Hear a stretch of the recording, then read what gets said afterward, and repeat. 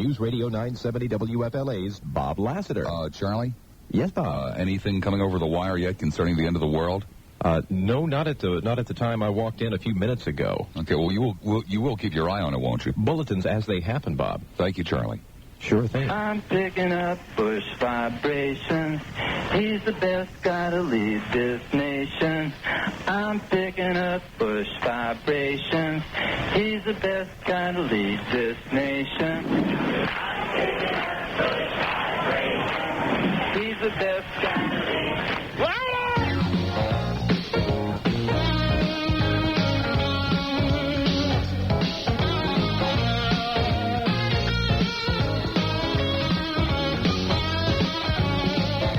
9 minutes after the hour of 12 noon. A very good Wednesday to you. Make that Wednesday, November the 9th, 1988.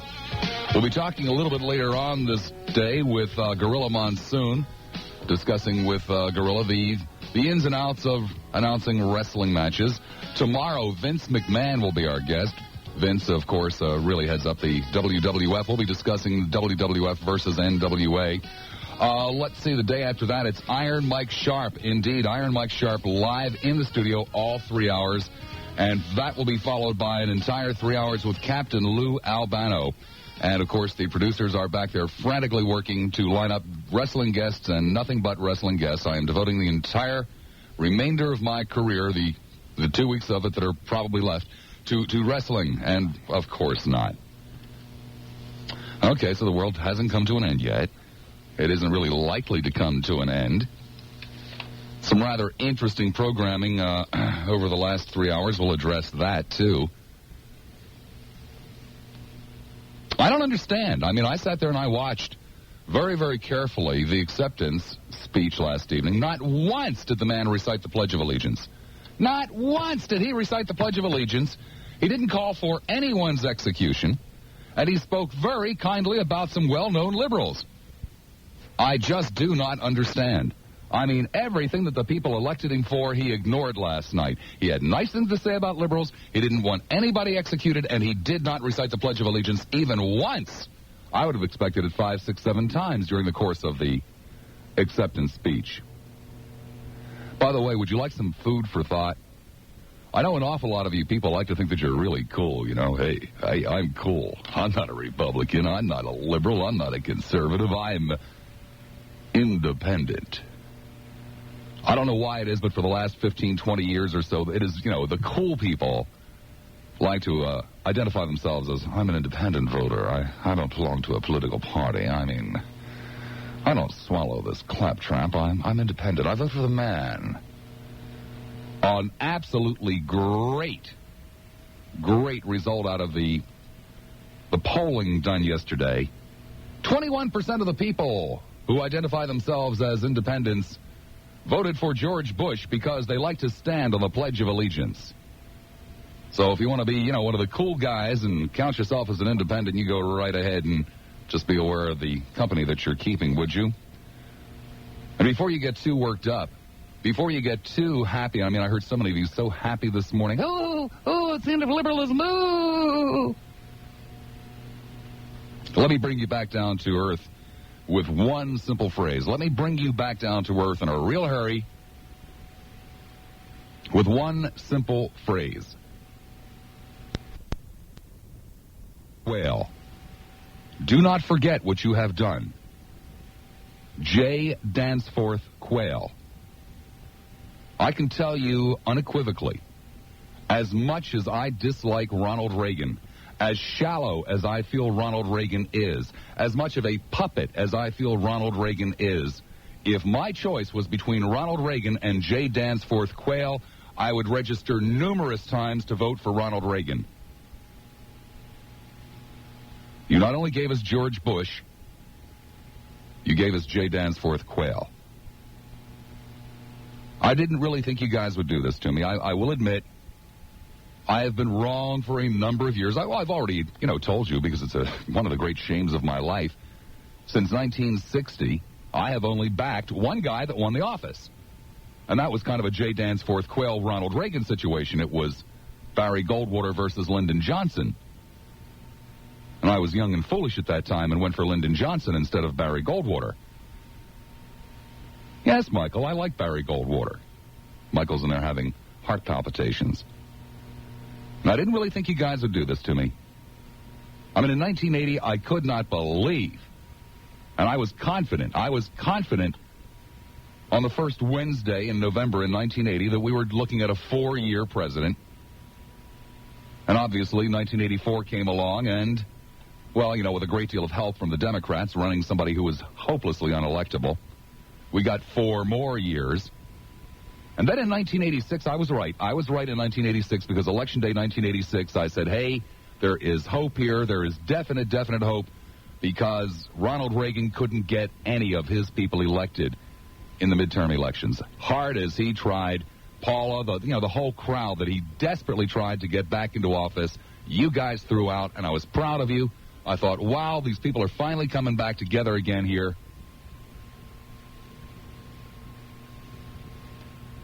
And again, I was wrong. Or am I? You know, I'm not so sure about how wrong I am.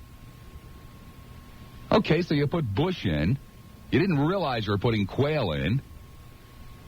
But then when it comes to the House, when it comes to the Senate, when it comes to the governor's mansions, when it comes to the state legislators, you basically are just as Democratic as you ever were. As a matter of fact, a little more than you have been of late.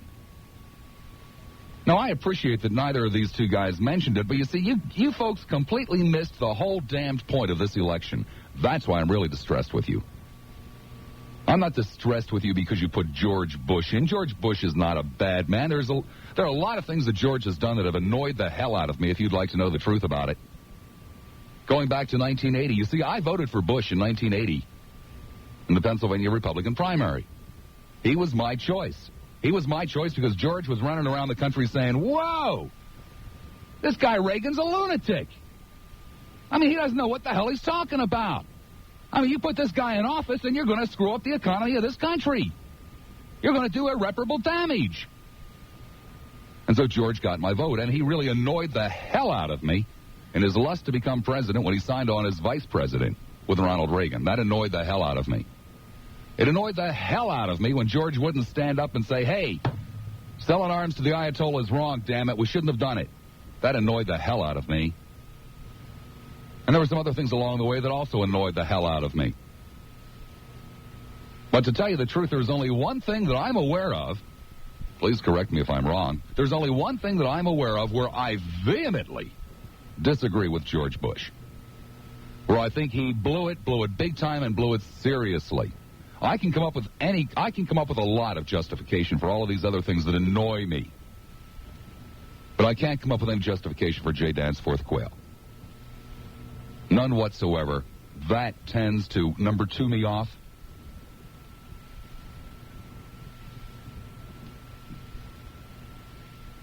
But you guys missed the whole damn point of this election.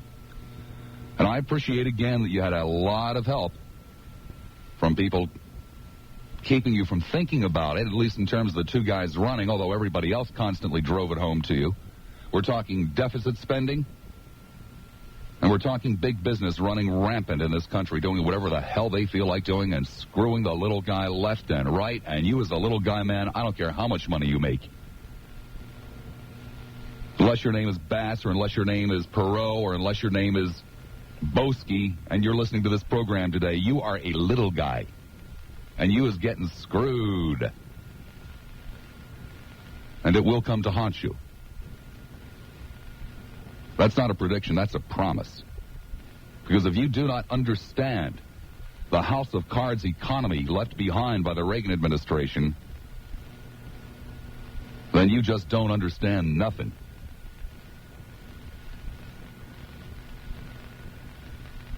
And while neither Bush nor Dukakis bothered to trouble you with it, everybody else did. And you cannot ignore reality, and yet yesterday you tried your damnedest to ignore reality. Well, it ain't gonna work. Now, I believe I said prior to the election, and I have no difficulty saying after the election, I don't know that either Bush nor Dukakis could do a damn thing about it. I'm not saying that Dukakis was any kind of a savior. I just fail to understand rewarding an administration that allowed this situation to happen, that pretended it wasn't happening, and sold you a bill of goods. I just think rewarding that administration was rather a foolish, dumb thing to do. I mean, in essence, you ended up voting for a guy who thinks that Dan Quayle is fit to be the next president of the United States, and that is scary as all hell. I don't know that I can ever forgive the little guy for that one. I can forgive him for damn near everything else he has ever done. I can forgive him for lying to you about lowering your taxes. Hell, you were too damn stupid to sit down and figure it out. You deserved it. I can forgive him for not speaking out on the arms sale to the Ayatollah Khomeini. He wanted desperately to be president. And I can understand that kind of lust. I can forgive him for that. But I'm not so sure that he either understands the significance of the debt or is just too cowardly to address it publicly, but I can't forgive him for that. I'm not too happy about that. And I'm not too happy about you guys not paying any damned attention to it, because you're playing with my life. I mean, you want to play with your life? That's cool. You go ahead. You go right ahead and play with your life. You live way beyond your means and see how long you get away with it. And if you don't give a damn about your kids, and these are not trite, cute little sayings about, oh, we're mortgaging the future of our children. That's as true can be. Of course, on the other hand, the Democrats did damned little or nothing, frankly, to help themselves win. And I suppose, in fact, ended up contributing to their own defeat through their ineptness, through their fear of offending you. Oh, the people don't want to hear about these things, so let's not talk to them about them. Let's talk about good jobs and good wages. I don't recall anybody standing up during the course of the campaign and saying, Mike, how are you going to pull off that good jobs and good wages, Mike? So there's a hell of a lot of problem there, too. I mean, Ted Koppel, boys and girls, was right the night that he sat there for 90 minutes. And every time the Duke opened his mouth would come back with, hey, Duke, we heard that one before. It didn't work then. It's not working now. I mean, in terms of the Democrats, you just kept harping on the same old stuff, even when it was abundantly clear that it just wasn't going to do the trick. I mean, hell, even right up to the bitter end, Election Day, the same old crap. Good jobs, good wages. Well, I don't suspect the world will really come to an end unless Bushy kicks the bucket. And you know what that gives us, huh? But I fail to see why the guys who ran up $2 trillion on your credit card should be rewarded for it. That one, I don't know, man. That just makes me sit here and scratch my head and say, whoa, are these guys out there playing with a full deck? I mean, are these people who go and vote playing with a full deck?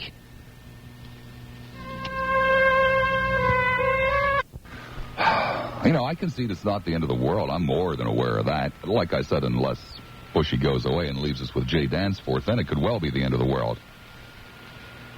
I just don't understand how you people vote. I just really do not understand where you come up with your opinions and your ideas and how you make your choices and your decisions. And I'm not saying that facetiously. I mean, why are you so damn Democrat when it comes to local, state, and congressional races? I mean, just as democratic as ever. I mean, why not go hog wild? Why not vote for every guy that ever registered as a Republican and finishes a speech with, and God bless you?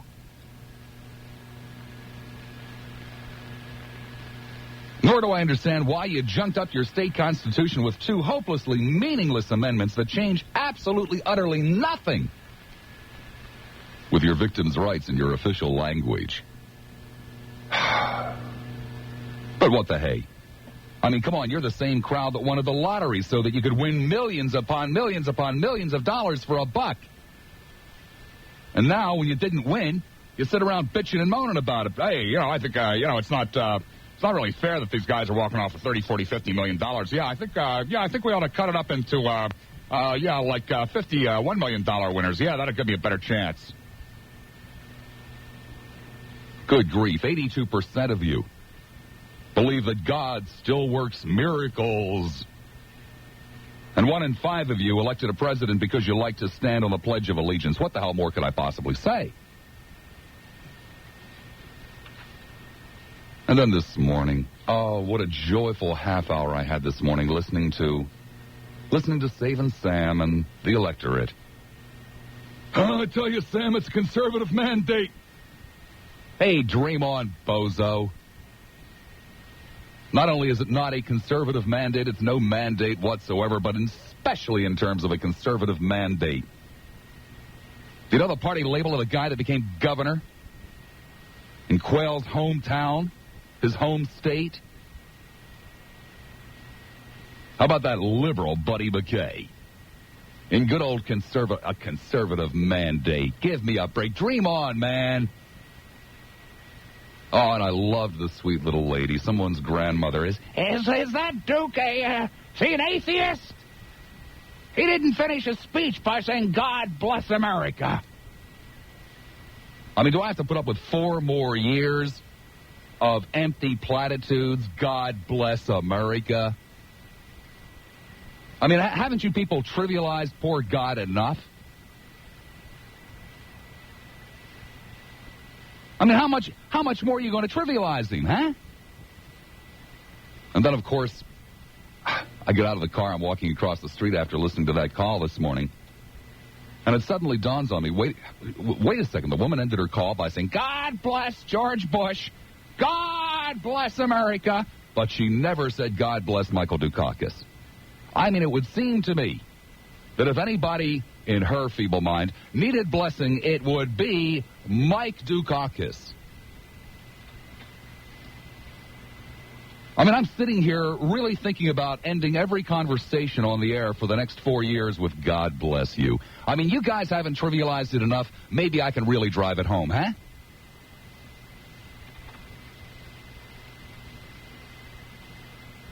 Love the other caller that I heard this morning about, well, this is it. This is the decline of liberalism.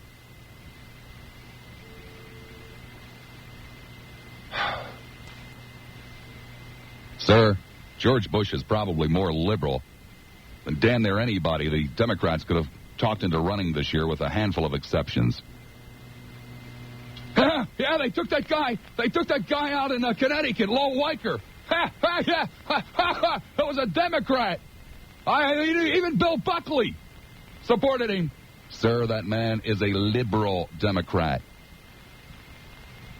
He simply jumped on 2 issues. He's more liberal than Lowell Weicker, fool. And then, of course, there was the delightful sweetheart again, someone's grandmother, I believe. We don't want extreme left-wing government. Ma'am, you obviously have no idea as to what in the hell extreme left-wing government is.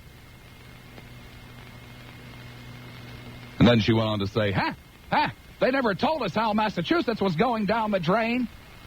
Ma'am, the state of Massachusetts doesn't spend 15% of its budget servicing its debt. The state of Massachusetts, ma'am, doesn't have a savings and loan industry ready to go down the drain. I guess nobody bothered to tell you how the U.S. is going to go down the drain economically, what kind of a mess the U.S. is in. But then, you know what the hell, you thought that Michael Dukakis was an extreme left-winger. I don't know, guys. I really don't know. I mean, what more can I say? I'll just give out the telephone numbers, and you guys can pick it up from there and talk one way or the other. I suspect that there's still quite a number of very, very, very disappointed Democrats out there who are still going to bring up the same tired old things that didn't work yesterday. Ain't going to work today to change anybody's mind, but you know what the hell? Bring them here, honey. Bring them here, lay them on the desk here. And I suspect there'll be a fair number of people who see mandates and the death of liberalism who would like to call up and crow, and that's cool too. Tell you what I'm going to do.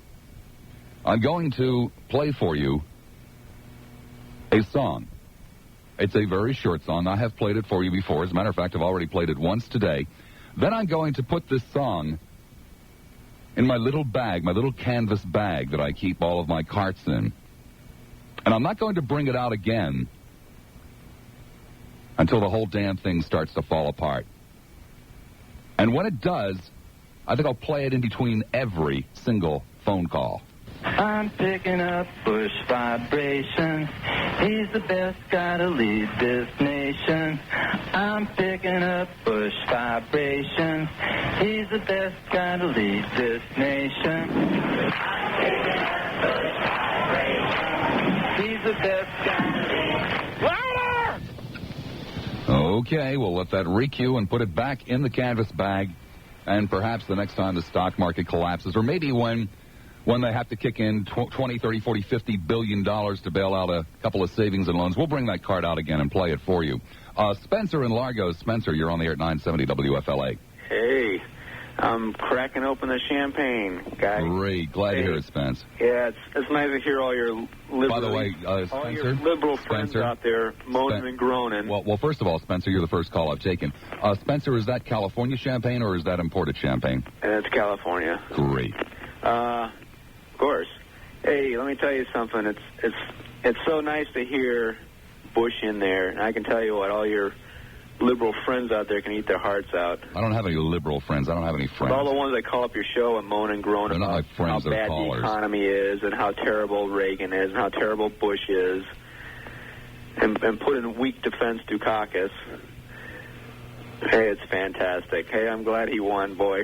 Great. Hey, I'll tell you. Glad you're glad, Spence. Really am. Hey, just think now, you're going to get even richer. That's right. You got rich under Ronald Reagan, you're going to get richer now, and so am I. Oh, yeah, right. It's fantastic. Hell, man, if I was drinking champagne, at least I'd drink the good stuff that comes from France. Chris in North Tampa. Chris, you're on the air at 970 WFLA. Yeah, this is the Chris, the bringer of the red tide from Michigan, just so you know. Bob, I respect your opinion so much that there was a lot of issues I was very undecided about, and listened to you and got a lot of insight from you before I voted. And one thing through the whole turmoil, tirade, whatever you want to call it, we've been through the last 6 months, you constantly preached on the premise that if Bush came in, Bush won, you would be so much better off. It would be padding your pockets. You'd have to go out and buy 2 wallets because one wouldn't hold it all. And now I'm kind of confused because I just tuned in, and I hear you, so upset, coming down on everybody because Bush won. I thought you would be overjoyed. Well, Chris, I guess maybe this is a little bit hard for you to understand, but in most of life's situations, when you have to make a decision, there are usually 2 decisions that you can make. The one that is in your best interest and the one that is in the general best interest. And, I guess I'm just kind of a sucker, Chris. I usually, wherever and whenever possible, not always, Chris, but whenever possible, I like to allow my conscience to dictate to me to make the decision that's in the best interest of everyone, not just myself. Best interest of the country versus the best interest of yourself.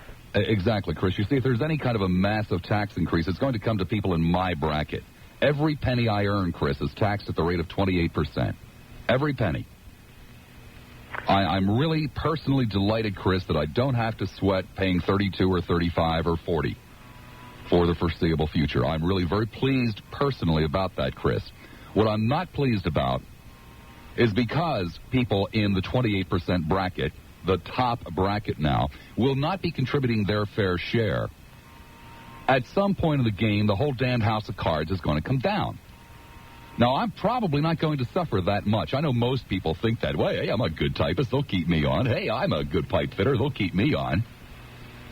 Well, Chris, I'm in the entertainment business, and the entertainment business does best in hard times. Not good times, hard times, Chris. I agree. So I will probably be able to ride out any hard times, and I will probably be able to even prosper in those hard times. Profit more. And I have set myself up, Chris, in such a fashion that I have, for all practical purposes, no real debt.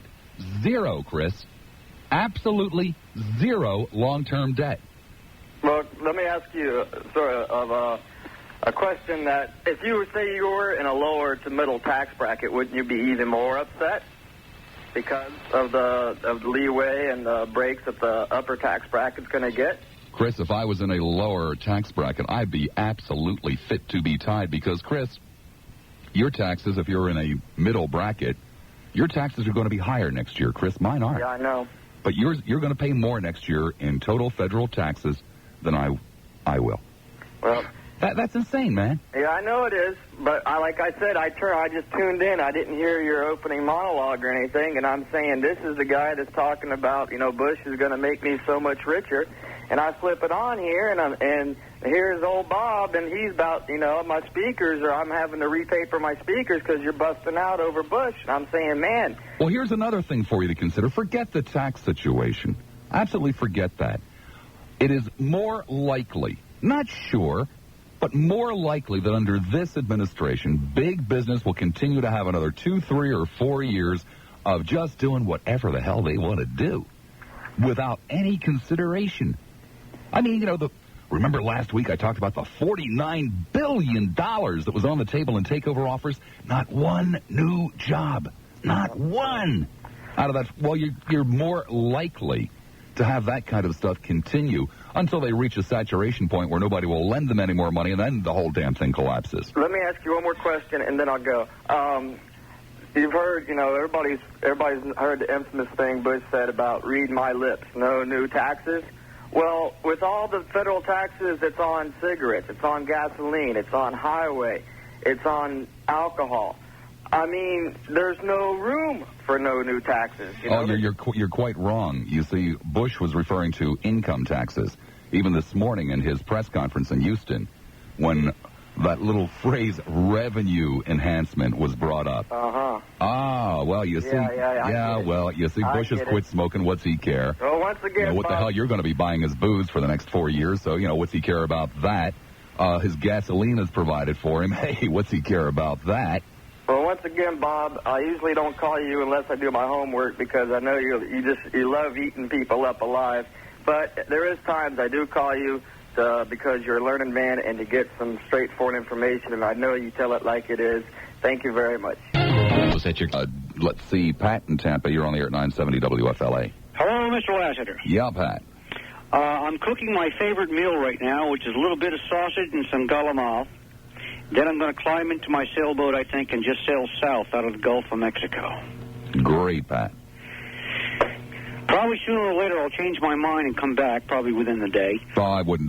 Pat, I really wish you wouldn't. You see, Pat, about 20 years ago, about 20 years ago in this country, Pat. Pardon? I said about 20 years ago in this country, there were bumper stickers that said, "Love it or leave it." Yeah. Now, Pat, those people didn't really mean love it or leave it. What they meant was do what you're told to do. Don't question anything or leave it. But, Pat, I would say to you, love it or leave it. And if you're telling me that you're ready to leave the country, I'd say great. It's like getting into an argument with your family. Sometimes you've got to walk out the door, but sooner or later you cool off and you come back and start all over again trying to make things right. But, my gosh... I don't know. I thought the best time to make things all right were immediately after the argument. What I can understand is that only 49% of this family even bothered to listen to what the hell was going on and say something about it. That is extremely depressing and disturbing. Extremely. And, of course, one of the astonishing things is that most of the people who are distressed with a continuation of a conservative, theoretically, mentality government in this country are the ones who didn't vote.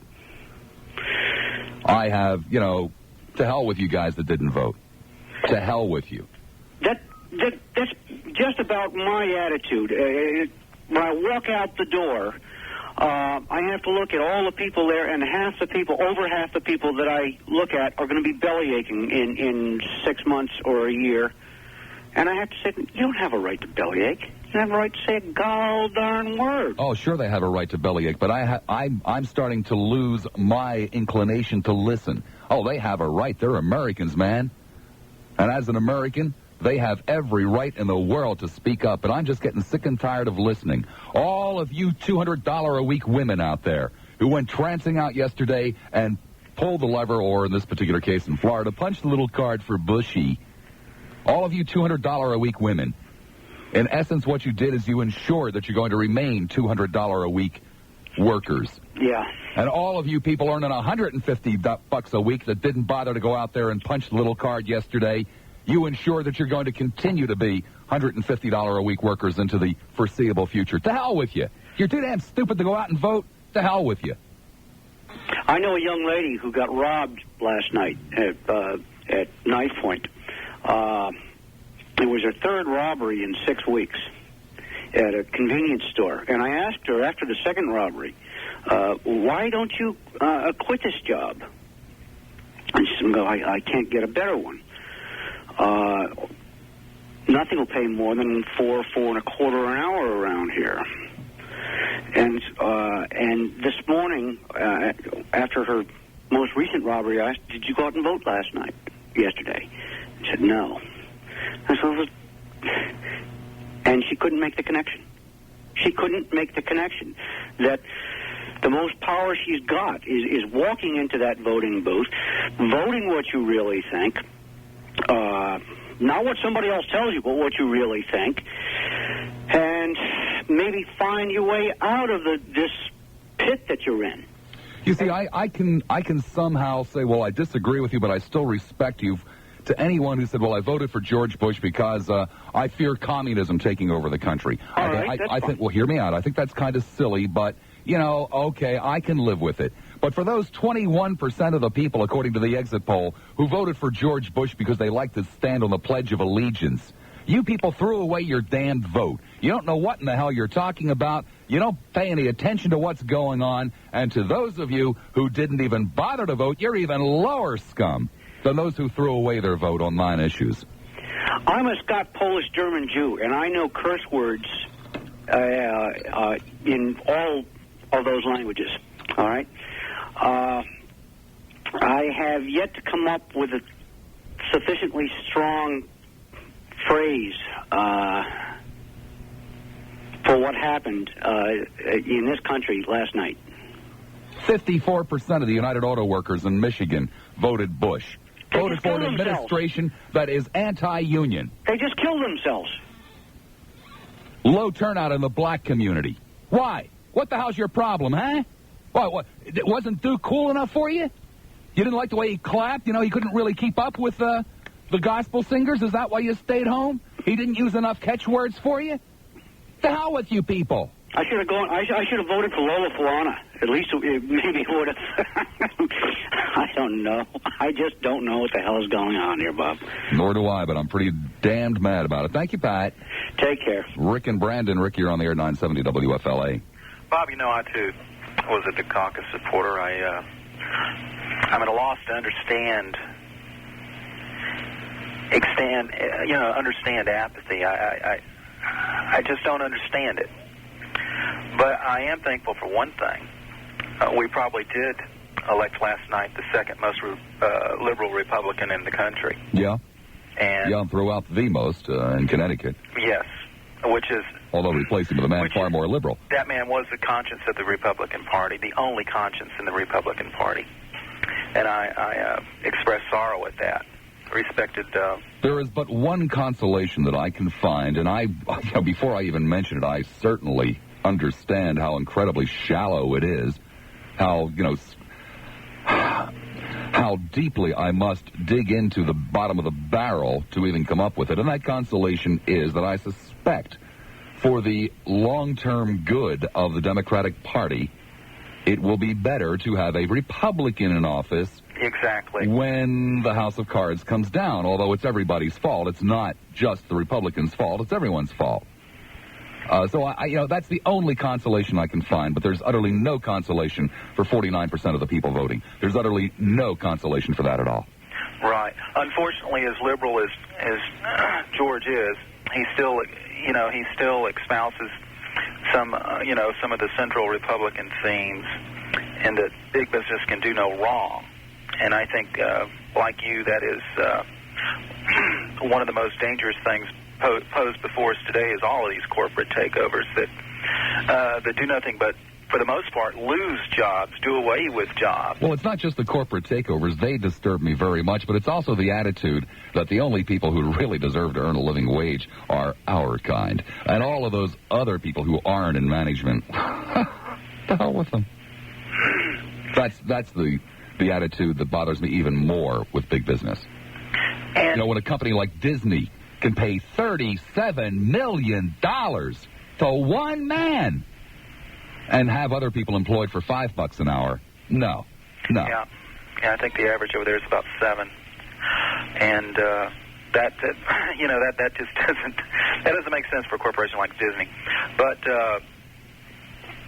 I don't know. I'm a little more optimistic than with Bush than some of the other Republicans that were in the offing, you know, like Jack Kemp or possibly even Bob Dole. But I do have one fear, and it's the same thing that you cannot forgive him for. I fear that possibly Bush may not be able to escape the Iran-Contra thing, and that I hope we forget about the Iran-Contra thing now. I think it would be not in our best interest. It's not an impeachable affair. It happened before.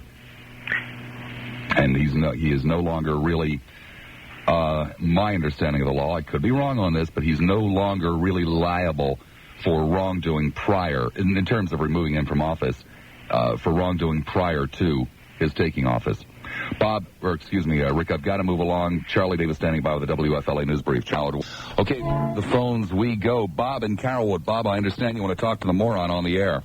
I sure do. I don't understand how you can sit there and tell people that the problem with their lives is going to be George Bush and the administration. I don't believe I said anything of the kind, sir. Well, if people come down here... What I said... Listen to me, please. No, I beg your pardon. You called up and told my producer you wanted to talk to the moron on the air, and now you're trying to tell me that I'm saying things I didn't say. What I said is I do not understand how people could vote for an administration that helped put them in the mess that they're in. Well, you know, and you're also trying to tell people that if they make $4 or $5 an hour here, the chances are they're going to be stuck making that same amount. You better believe it.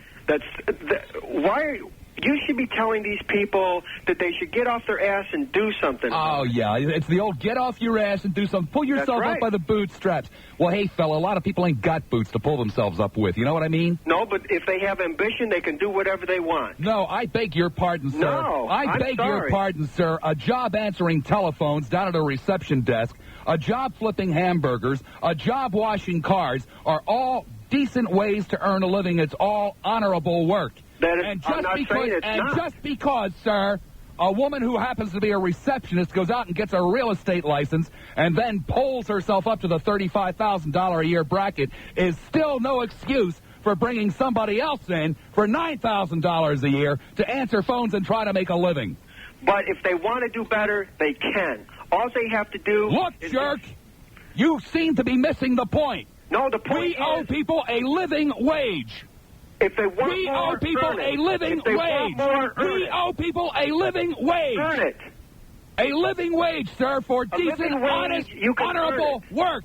Earn it. And I'm sick and tired of you and your kind who don't seem to be able to get that through your damn thick head. Living wage, sir. Earn it. Now get off my phone.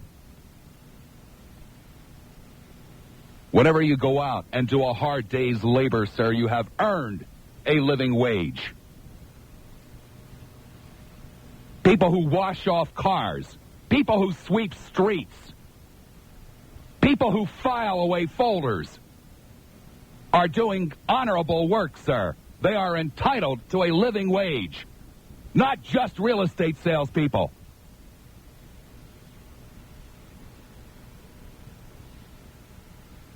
Can you get that through your thick head, punk? Anybody who does honorable work is entitled to a living wage. $3.50 an hour, $4 an hour, $4.50 an hour are not living wages.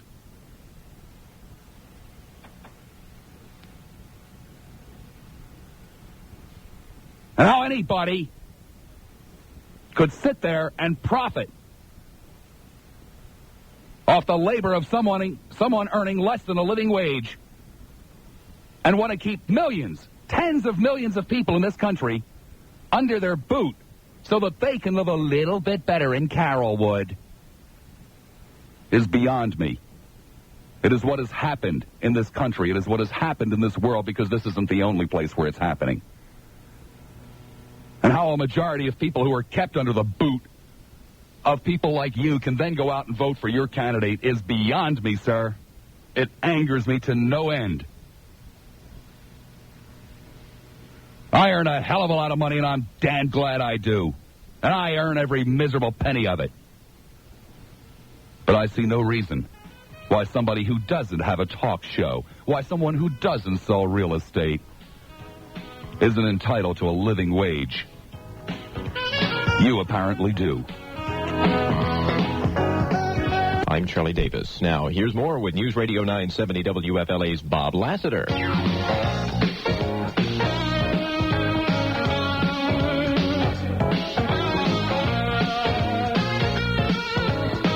6 minutes after the hour of 1 o'clock. Welcome back, hour number 2 on a Wednesday, November the 9th, 1988. Maybe poor old Bob in Carrollwood didn't deserve such an outburst. Maybe he did. Happens to be great for ratings, by the way. But it also happens to be something that makes me so goddamned mad I can't see straight.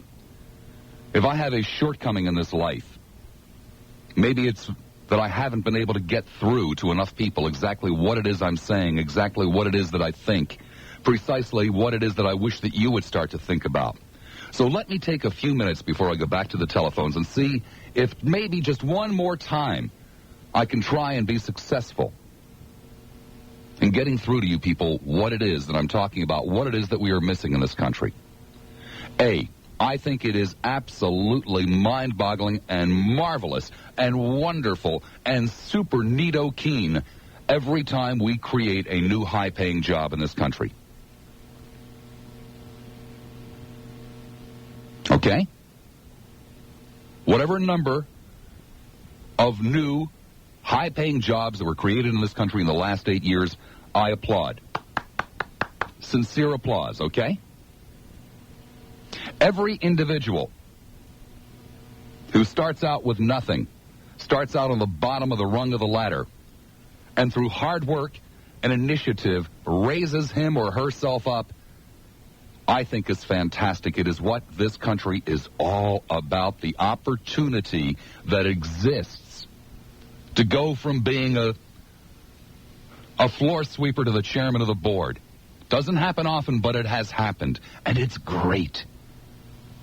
It fills my heart with pride that I live in a country where this is still possible. But there are some things in this country that are no longer possible. And I don't understand why. It is no longer possible to make sandwiches for a living in somebody's restaurant, to take pride and joy in making a sandwich and own your own home. It is no longer possible in this country to wash windows for a living and to scrub floors for a living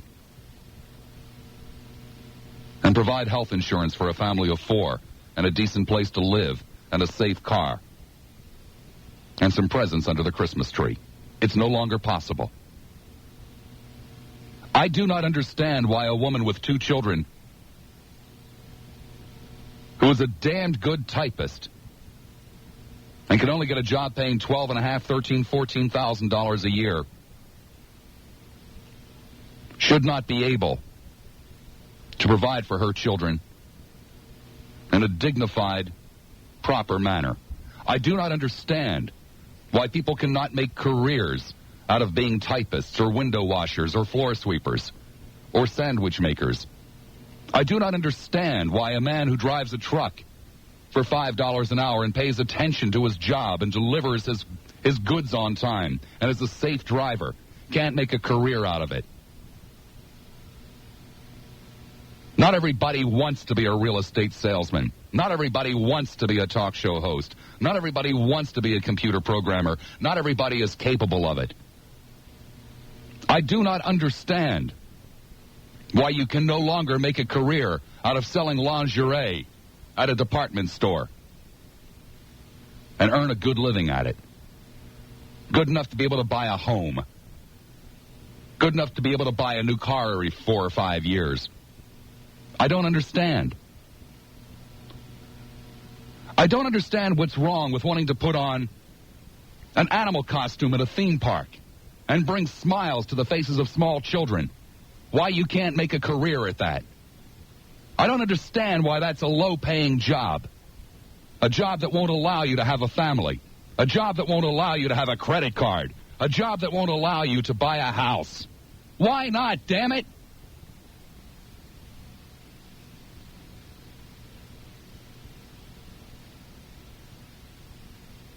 I don't understand.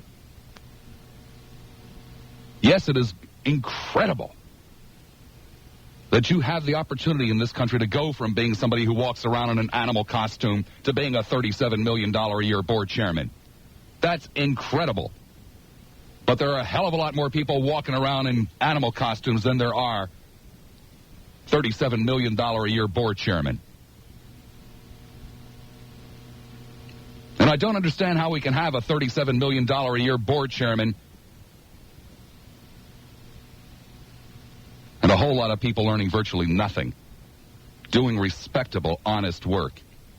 And every time some unthinking bozo in Carrollwood or wherever gets on the air and says, well, you know, if you can't make it on that, well, you just have to do something better, you send a very clear message. And that very clear message is that honorable labor is something to look down your nose at.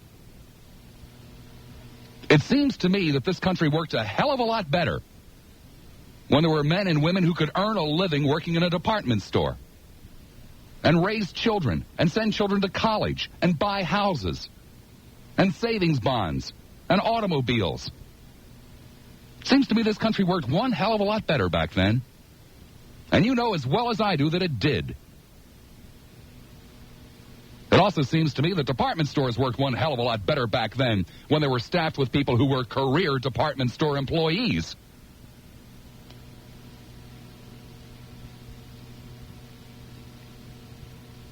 It seemed to me that offices worked a hell of a lot better back then when the woman who answered the phone had been there for 23 years and had a career and dignity and a living wage.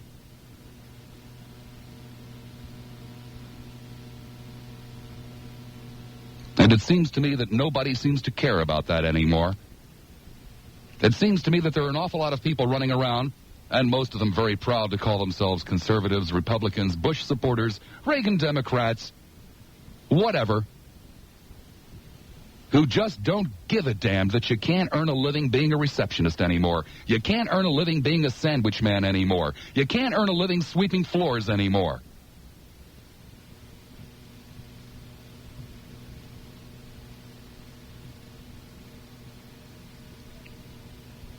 When I was a kid, I had a friend in school. His name was Jimmy Jumbie. Okay, great name, right? His dad was a cab driver. They owned their own home. His mother was home with the 2 children, Jimmy and his sister. I can't remember his sister's name. His sister went to college, driving a cab in Collingswood, New Jersey. A dignified way of earning a living. And it was a living. I don't understand. Why are we turning our backs on people who want to drive cabs or sell lingerie or tote bricks? I don't understand.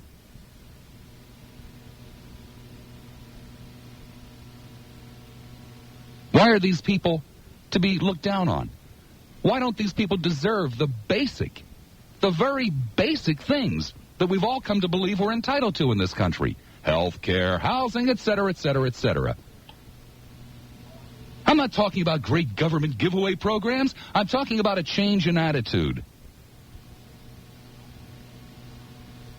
I don't know that the attitude would have changed had we elected Mr. Dukakis last night. I don't know that the attitude won't change because we elected Mr. Bush. But what I do know for a fact is that as long as we continue to put this crowd back in office time and time and time again, the guys like Bob and Carrollwood won't have anybody outside of poor old Lassiter to try to get to them, to try to somehow make them understand that everybody's entitled to a good living and that you shouldn't have to become a computer programmer to get it. Because all the work that's done in this country is necessary work. All the work that's done in this country contributes to everyone else's benefit. And therefore, all the work that's done in this country should pay a living wage. I don't give a damn how you do it. A nickel more for the hamburgers? That's okay with me. $2,000 a year less per executive? That's okay with me. A combination of the two? That's okay with me. But it's not okay with me that people aren't being paid a living wage. And it's not okay with me that people who sit in boardrooms, people who have offices with windows and nice carpets on the floor and swivel-back chairs don't quite seem to understand this. That's not okay with me. And I don't understand why it's okay with some of you guys.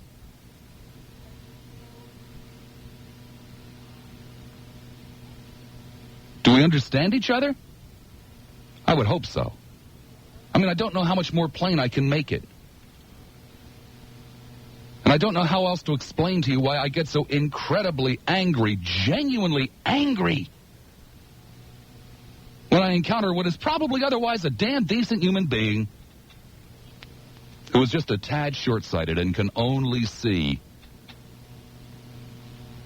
himself and his kind. Can't see beyond his yard. Can't see into his neighbor's yard. Makes me mad. Truly does. It truly, truly, truly does. So there are tens and tens and tens of millions of people in this country today, right now, who fall into the category of someone not earning a living wage. I've gone through it with you before, and a lot of you people listening to this show, who disagree with me, by the way, have sat there and listened to what it's like to live on $150 a week, what it's like to live on $200 a week. I've challenged you before. I'll challenge you again. Open up a newspaper. See what a job pays. See what it costs to rent the lousiest apartment. How much it's going to cost you to get the lousiest car. Then sit there and be realistic and make up a little food budget.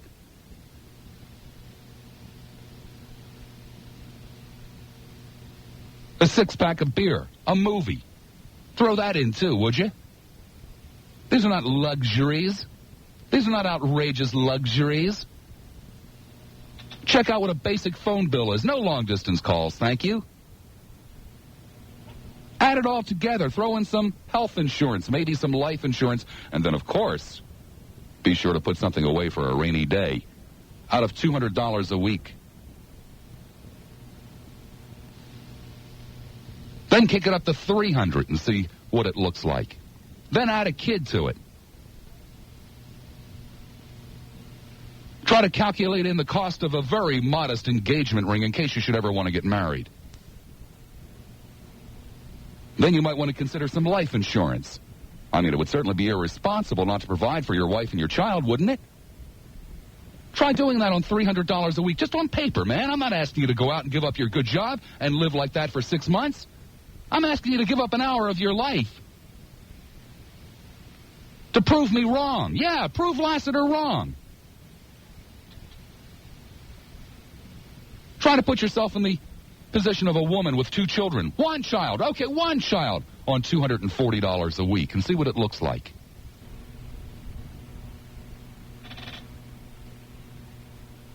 Well, we have just elected for the 3rd time in a row a guy that apparently, I can only judge from what he says, but apparently who doesn't give a damn, who never sat down and tried to do that, who doesn't seem to understand that we're talking about tens of millions of people in this country in that situation.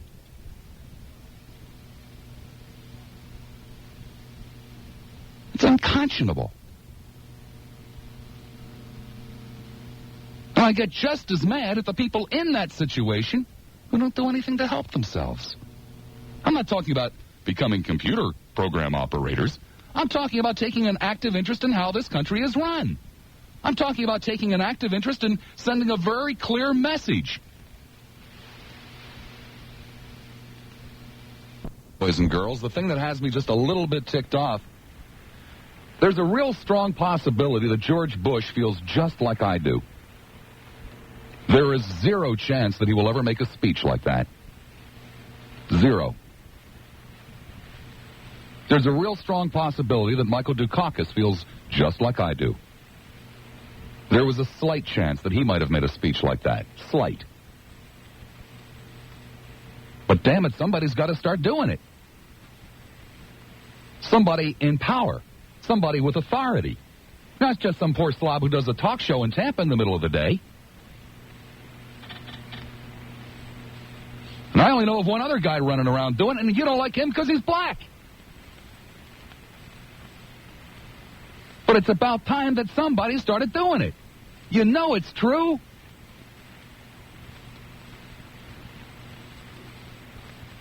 And I can't help but feel that it would have been a little better place to live in.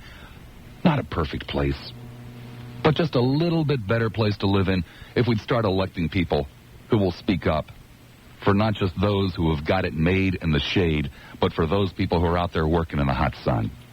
Andrew and Brandon, you're on the air at 970 WFLA. Hi, Andrew. Hey, Bob. How you doing? Fine, thank you. Feeling better? No. No. Sorry to hear that. Bob, I want to tell you something. For the last year and a half, 2 years, I've been working my way through college. I've worked jobs throwing papers. I have worked as a janitor in a church. I have seen people where I work at downtown now. I work in the middle of the night at a major business down there.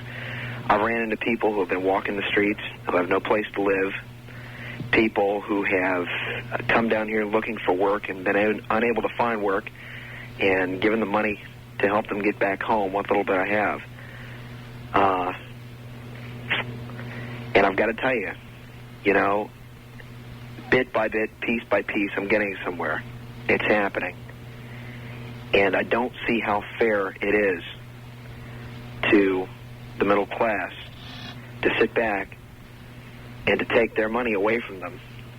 The people who want to make it, the people who are trying to get something for their children, who want to go someplace, and take it and give it to people who in a lot of cases... Wait, whoa, 1 second, Andrew. Yeah? You're starting to piss me off a little bit here. Who suggested taking money away from somebody and giving it to someone else?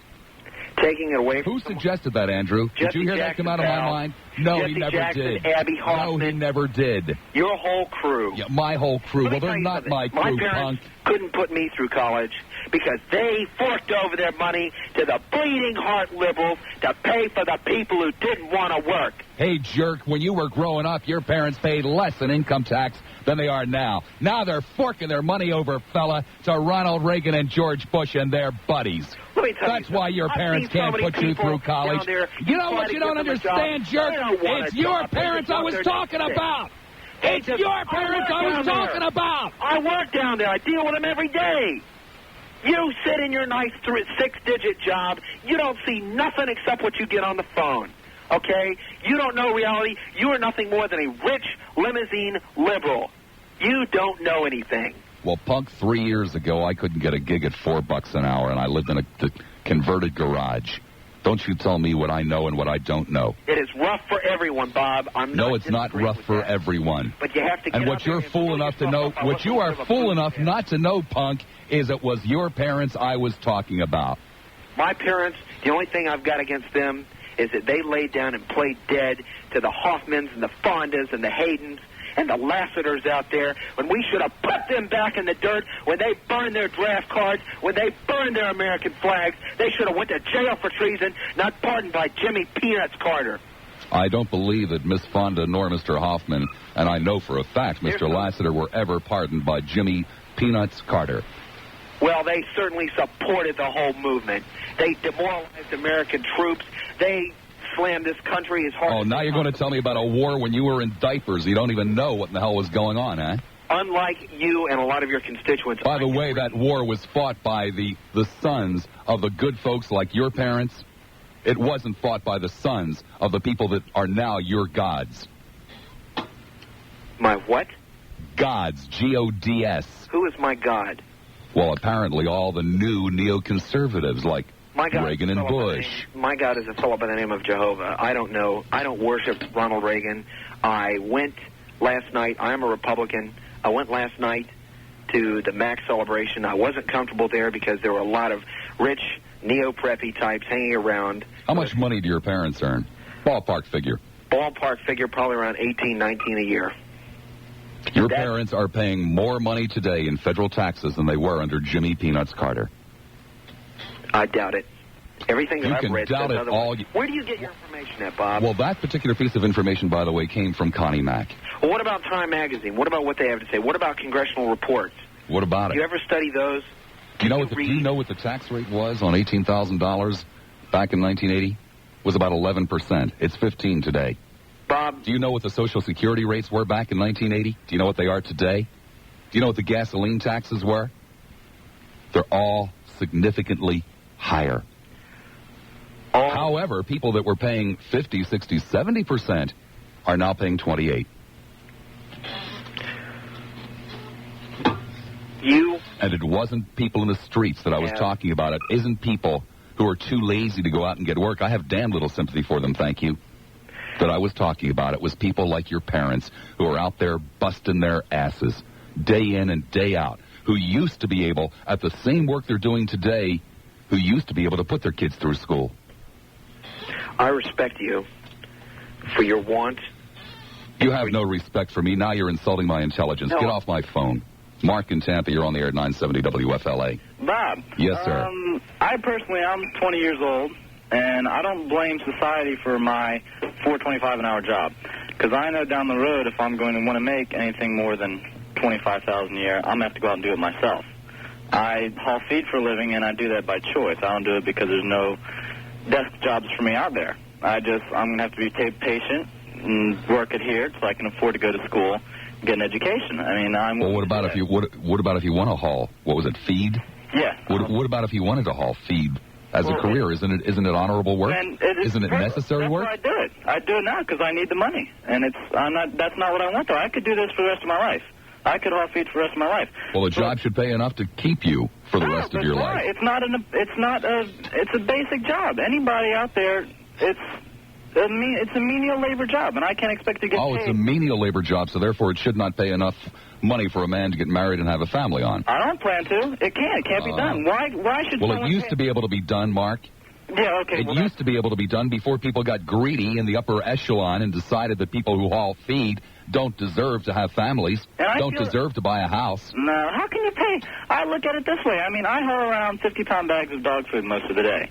And how can I expect someone to pay me more than $4.50 an hour when they could get anybody out there that takes no kind of training, takes anybody coming out of junior high school Mark, you're missing the whole point. Exactly. They can get anybody to do it, and they don't. I'm willing to go out and do something better for myself. Mark, they don't give a damn about the guy they get to do it. That's the whole point, Mark. They don't care about. Why should they? Yeah. I mean, they're doing it's not that important. They can fight. It's not like they're looking out for someone in their late 20s with good high school experience, good education. Did you say why should they care about the guy that works for him? It's not since they're not caring. They can't do it. I mean, yes, they can do it. Yes, they can do it, Mark. How? They make barely enough to not. Mark, how many bags of feed do you deliver a day? Hundreds. Hundreds? Yeah. 200? Easy, more than that. How much does each bag of feed cost? It ranges from dog food could be $20 a bag, and feed could be $5 a bag. Okay, so would you say $10 a bag might be a fair average? Might that be a fair average? And you deliver at least 200 bags a day? Yeah. Mark, for 10 cents a bag. No. for 10 cents a bag, Mark, you could be paid $100 a week more. No, because I know what the markup is here at our feeds. I know how much the market, and I know they pay me a fair wage for what they give me. No, they don't pay you a fair wage, Mark. You can't live on $4.50. I know I can't. That's why I know, because I'm 20 years old now. I'm ready to go. I know I can't live like this. That's why I'm going to go to school. I'm going to make money now so I can go to school, and then... And then you, too, can become a guy that doesn't care about somebody working for you for $4.50 an hour, huh? It's not the point. They're not caring about it. Oh, no, Mark, it is the point. It is the exact point, Mark. It is the exact precise point. No, it's not. If you're 10 cents a bag, Mark.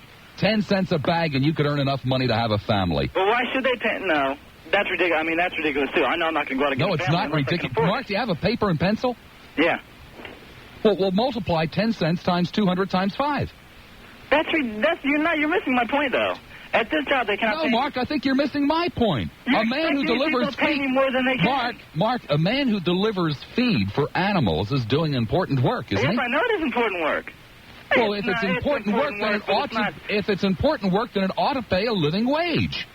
That's not right. I mean, you're missing me. It's not right.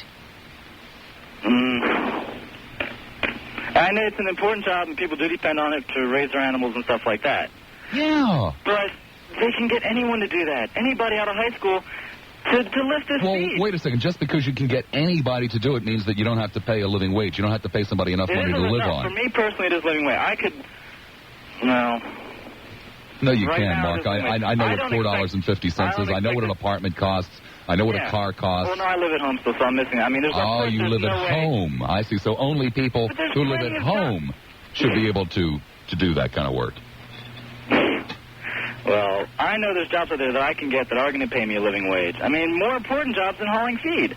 This isn't a job that I can get to support a family. So I'm not going to get married right now because I know there's no way I can afford it. And the people out there that would go out and get jobs with $4 an hour, get families with $4 an hour jobs, they expect to raise families. When they can't, they say, well, I need help because this job I have doesn't support my family. Now, if they didn't go out and get a family... Well, Mark, it used to be in this country that we felt that a man who did honorable, honest work, like delivering bags of feed, was entitled to be able to get married, was entitled to be able to raise children, was entitled to be able to buy a house, was entitled to be able to buy a savings bond maybe once a month so that when he retired he might have a few $1,000 set aside. We used to feel that people who did necessary, honest work should be paid a living wage.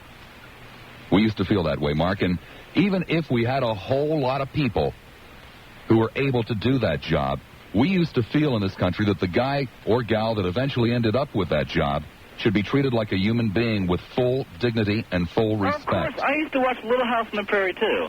And times change and bigger things come. You buy cars instead of horses. And instead of having a nice two-room loft, you have a nice three-bedroom, two-bath house. Well, guess what? On $4.50 an hour, Mark, not only can't you afford a car, you can't afford a horse or a two-room loft. Of course not. That's why each year things get more expensive. Each year you need to earn a little bit more. Each year you need to go out and get a better job. People 40 years old still looking for better jobs than they have right now because they know they want more. The more you want, the more you work. The more you work, the more you earn. It's an ongoing process. Well, Mark, believe it or not, I'm all in favor of that process. Exactly. I happen to think that's a dynamite process, but I also happen to think, and a lot of people used to think in this country, that for the guys on the bottom end, that they were also entitled to a living wage. Just in case they couldn't climb up a little bit higher. Just in case they actually... Do you know, Mark, do you realize that there was a time in this country when people were proud to be feed bag deliverers? Yeah, I'm proud. I'm still proud. Well, no, Mark. They were proud when they were 40 to be feed bag deliverers. They were proud to retire from a job delivering feed. And they were proud because they were doing something necessary. They were doing something honest. And along the way, they were able to have full dignity and respect as members of the community because they were family men. They had children. They put those children through school. They bought houses. And they contributed to the entire society. Mm-hmm. They can still. And Mark, it was a hell of a lot better. Mark, it was a hell of a lot better place to live when there were men who were in their 40s and 50s and were proud. People are still proud to be feed bag deliverers. Well, All right. Well, I'm just telling you that I know personally. I'm in that situation where I only make $4 an hour, and a lot of people in my position would say, "God, this really sucks. It's not fair. People out there getting paid $50,000 a year for sitting at a desk." And I know that, and I want to go out and be able to change. I mean, I'm going to sit back. I'm going to work at this job for a while until I get enough money to go to school. And get a $50,000 a year desk job. Yeah, I know, Mark. I can hear it all over the place. Scott in Tampa, you're on the air at 970 WFLA. Hi, how you doing, Bob? Fine, Scott. I have a $4.50 an hour job. I'm working with an animal welfare group here in the Bay Area, and tell you, I go to school. And I'm planning to marry my girlfriend, planning to ask her in December. So, she's going to school also. But I tell you, this guy in Carrollwood, if you can do it, fine, get up off your butt. Well, I'm trying to do it, and I guess I'm getting up off my butt. But and this last guy, if he thinks that he's just going to save his money, with $4.50 an hour and go to school, he's sadly mistaken. Well, what the last guy doesn't quite understand is that most people who earn $4.50 an hour in this country don't live at home. No, they don't. What this last guy doesn't seem to understand is that most people who earn $4.50 an hour in this country have children. Have homes. That's right. They have to make homes. I have a car payment I have to, worry about. I don't live at home. And the only reason why I'm going through school right now is through financial aid. And a lot of people ask me, well, gee, why do you want to, work at this job and make $4.50 an hour? Well, I have a concern, for welfare of animals. I really love animals a lot. And, I think that what I'm doing is, it's a service to the community, even though I'm sure, a lot of people wouldn't agree with that. But, I feel it's a service to the community, and I enjoy doing it and working with animals. And I tell you, once I, get a degree, I'd like to stay in that, and I don't really want to make $50,000 a year. Well, I see no reason why an animal handler should be paid $50,000 a year. No, I see every reason under the sun why an animal handler should be paid enough money that he can live with dignity. Well, I tell you, our director is making about $50,000 a year, so that just, and I can't really, I'm probably going to get in quite a bit of trouble for this, but I just can't see that. I'm sure there can be a middle ground there somewhere. I really there ought to be. But there isn't, and there's, I tell you, I'd really like to get in the situation to where there can be a middle ground, maybe 30 a year or something. Did you vote yesterday, by the way? Excuse me? Did you vote yesterday? Yes, I did. Definitely. You wouldn't fib to me now, would you? Oh, no. No, sir. I most definitely would not. Hillsborough Fire Station, I believe it's 126. Hillsborough County Fire Station. I'll take your word for it. But, yes, sir, I did indeed vote, because if I didn't vote, then, you can't very well sit around and go, oh, well, gee, nobody cares about me, nobody loves me, and then, just knock it out and vote. Well, it would have been my own fault. I work with a bunch of people that don't vote, and they didn't want to vote because they said, well, I don't really like either of the candidates, and, well, there was a lot of other issues that they could have voted on. And that was really a cop-out for them, I think, in essence. And, I just couldn't understand it. Thank you, Scott. Thank you, Bob. Good luck. No, thanks a lot. Bye. Peter's. I'm 43 years old. I grew up primarily in the 1950s. My mother was a receptionist. My mother was literally a telephone operator receptionist for a company in Camden, New Jersey. She didn't earn a hell of a lot of money. She earned less than $100 a week. She earned about 80 or 85 through most of that time. $2 an hour. And she was real bad with handling her money. I mean super bad with handling her money. And so most of the time that I was growing up, times are pretty damn tough. I mean, I'm talking about like bread for supper, period. But when she finally got a handle on it, she was able to rent a 2-bedroom apartment. She was able to keep a kid in school, in a Catholic school, wearing a coat and a tie every day. She was able to manage to take a 2-week vacation at the Jersey Shore every year as a receptionist. I already told you about Jimmy's father, the cab driver. He owned his own house. It wasn't a big house. It was a brick row house. 3 bedrooms, 1 bath. And it wasn't much of a house. But it was clean. It was in a decent neighborhood. It was in a damn nice town. And I can recall a little boat with a motor on it sitting out in the backyard because he used to like to go fishing and take Jimmy with him on the weekends. He could afford it as a cab driver. He was not a wealthy man. But by carefully looking after his money, he was able to do those kinds of things. You cannot do that today with those kinds of jobs. And I go back and say to you again, and again and again if necessary, it seems to me this place worked one hell of a lot better when that was the situation. When you could be an animal handler, when you could be a cab driver, when you could be a receptionist, and still manage to have a family and manage to have some dignity.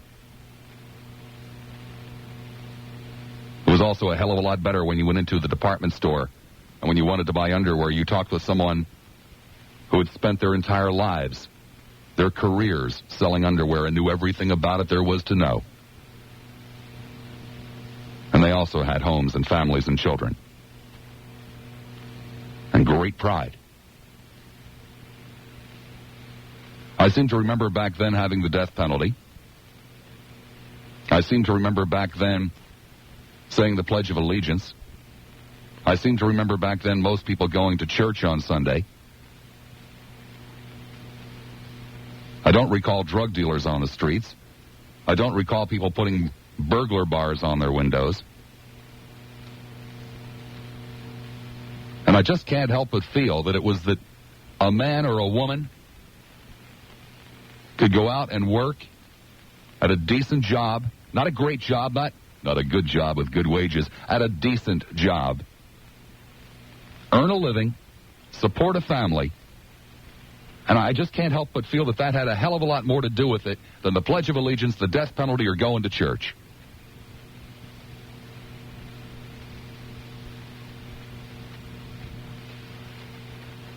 Just can't help but feel that it had much more to do with it than that. John in Clearwater, you're on the air at 970 WFLA. Hello, Bob. Hi, John. Well, I agree with you partially, and I'd like to give some opinions on why I think things are that way right now. One of the things is that it's a manager's responsibility to see that his workers have work to do and that they do earn a living wage. And unfortunately, I think a lot of managers have bought the idea of the almighty bottom line, you know, that it's how cheap can you get it rather than... Well, I seem to recall making a profit was important then, too. Yeah, but they forget that it's not just how cheap you can make everything, it's how can everyone survive together and feel good about what they're doing.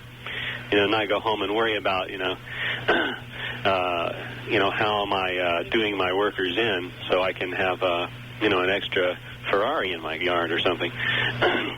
Anyway, that's one of the things. And as you mentioned, the idea of doing having pride in doing a job well has been thrown out for the mistaken idea that we always have to strive for a better job instead of being better at our job.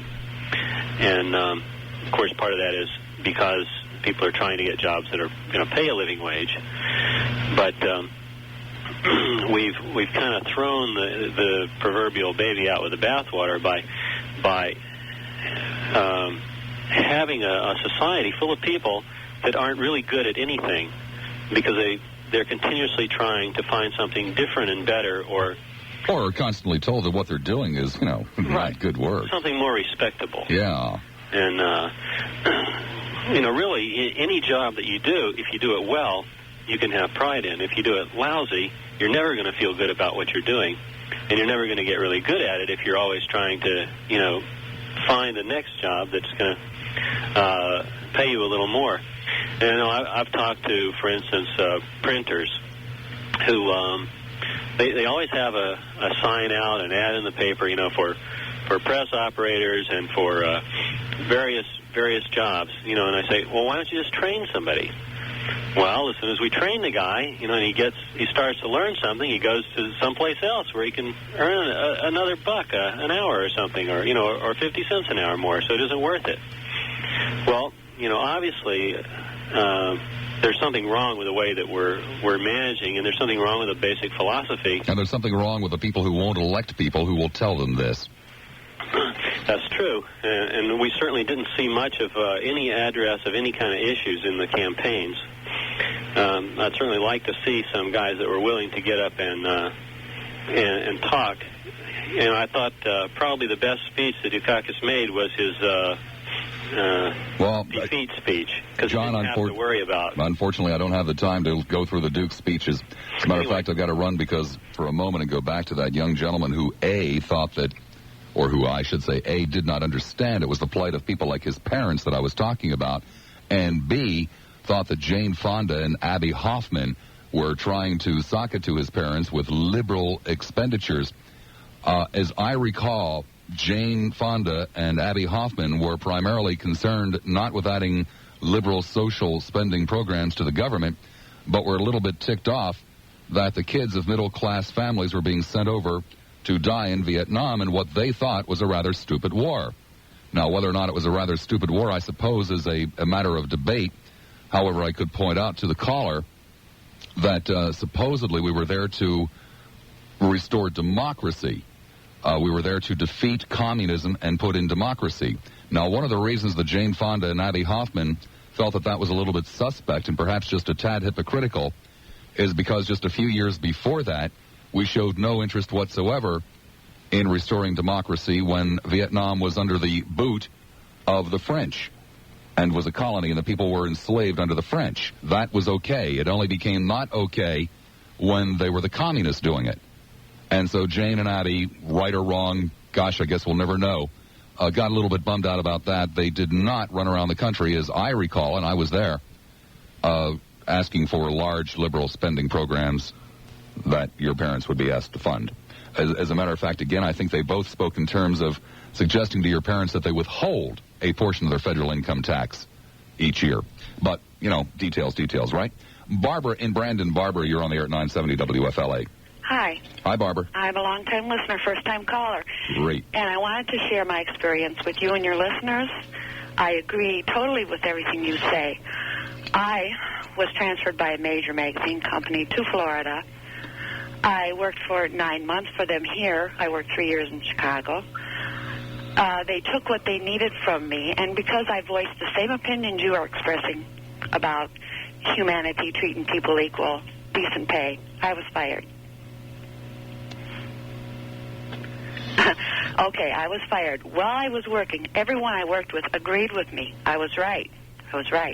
But now that I am fired and need their help, their agreement, I guess I died. Yeah, I guess you did. Yeah, we're so fond of, of beating our chests here whenever a new major employer decides to pick up from, Never Land and move down here, usually because they can hire people down here much cheaper. Oh, well, that's one of the reasons I was let go. You see, they took what I knew, and I trained other people, and after they didn't need me anymore, they let me go. Not only that, but because I even mentioned, I had the nerve to mention to the manager that a janitor deserved as much respect as the supervisor. Oh, silly girl. silly girl. I mean, come on now. Give me a break. A janitor. Well, you see, I'm 50 years old. He's not a human being. I'm 50 years old. I had to assume a mortgage when I moved here. I am also a single parent, and I support 2 children. I mean, anybody that's a janitor, God, if he wanted respect, then he should have become the boss. Well, this is what I'm saying. I agree completely with what you're saying, but no one else does, even the janitor. Oh, I beg your pardon. Outside of, a couple of 20-year-old punks who have no idea as to what in the hell life is all about, most people do agree with what I'm saying. They just don't have the courage of their convictions to do a damn thing about it. Well, the courage, if you do have the courage, you lose your job. See, this is what happened to me. I had the courage. Well, no, you don't lose your job if everybody speaks up. You only lose your job if you're just one sucker who speaks up. I do have respect for myself, though. You should. I do. Spoke up. Thank you, Barbara. Bye. Now, here's more with News Radio 970 WFLA's Bob Lassiter.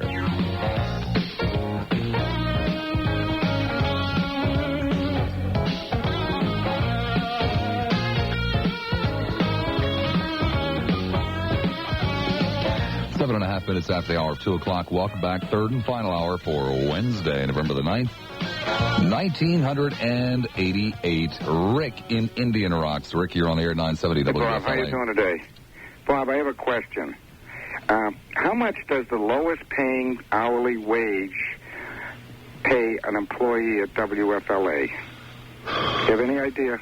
I suspect it's probably somewhere in the neighborhood of $4.50, $5. Well, that's my point. I don't really know. You've got a good point going, but does that Don't really know. You got a good point going, but does that copy boy or whoever works there at that rate, can he go out and get married? Can he buy a car? No. Oh, I'm very well aware of that. I'm very well aware of that. Well, my point is, Bob, you know, you should clean up your own act where you live and not worry about the guy who delivers feed. First of all, I don't set wages here. I know that, Bob, but I'm saying you live there. You're an employee I don't live here. I do a show, sir. I'm a contract employee. Yeah, but this is your environment. Yes, it's my environment, and I'm very unhappy with a lot of things around this radio station. Well, I'm concerning some very great inequities. Very unhappy with it. I think it's terribly, terribly unfair. I agree, and I think I lecture you not as much as I lecture the people that are sitting in this building who make such decisions and listen to this show. Well, I'm proud of you then. That's a good point of view because, you know, you're all bound together by at least employment, okay? And there's somebody there who's making $4.50 or $5 or $5.50 an hour. Quite a few of them, sir. Quite a few of them. Well, that is a shame too. And I think, you know, maybe we could start with, you know, where we work and maybe. Sir, I do. Okay. What do you mean? Maybe we could start with where I work, sir. Do you think that you're the only one listening to this? No. You know, I'm talking to something in the neighborhood of 100,000 people. Well, many of whom are in this building. I hope your employer is listening. I hope he's listening too, sir. I hope so too. I hope the guy who runs that feed company, like you said, for another 10 cents a bag, we might be able to pay this guy $8.50 an hour, and at least let him go buy a used car. And by the way, I'll tell you what, I would be very, very delighted. My option period is March the 2nd. They must pick up my option by March the 2nd or by walk May the 2nd. Well, be careful. Don't tell me to be careful. No, and don't interrupt me when I'm saying something. I would be delighted to not have an increase in pay next year if every other person who earns above $30,000 in this building also wouldn't take an increase in pay next year and gave it to the people who are earning less than $30,000. All right. Sounds good to me. That's a good attitude. Well, it happens to be true. All right. And keep fighting. At least you're honest. I don't know how honest I am, sir. You know, maybe this is a very selfish... No, sir, you see, that I can really give you a very strong argument for why this is a very, very selfish position on my part. You see, I am scared, sir. I am terrified that something awful is going to happen to this economy. And one of the reasons it's going to happen is because more and more people are having a tough time making it. And more people are getting very greedy on the other end of the scale. And I'm very concerned that if something happens to this economy, sir, that people who own restaurants, people who own car dealerships, people who own clothing stores, people who own grocery stores will have to cut back on their advertising because people who type letters, people who put file folders away, people who sweep the floor, people who wash the windows won't be able to take part of their services, their goods and services as much. And so, therefore, the advertisers will cut back on WFLA, and that might affect my job. I am. So, you know, so maybe it's really very, very selfish. No. It doesn't make any difference whether it's selfish or whether it's noble. It's just the way it should be. It's what's right. You're right. You're absolutely right.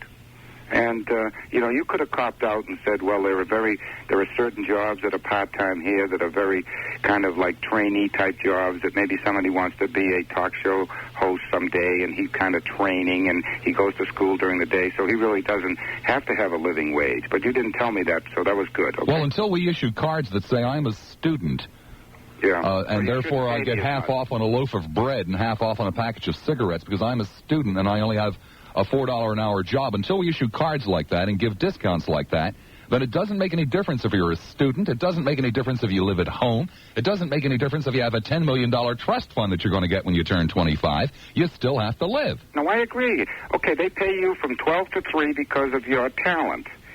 Now, the kid who comes in at 8 o'clock in the morning and works till 4 o'clock and cleans the floors in the men's room and the ladies' room or whatever he does, he either does a good job or they let him go, so he must have some kind of a talent that should receive some type of a reimbursement to give him some type of human dignity. And at $4.50 an hour, I mean, you have no dignity. None. I know it. It's a shame. Thank you, Bob. All right. Take care. Whoops, that's my mistake. Let me do that. Which line was I on? I was on 5. Okay, so let me hang up 5.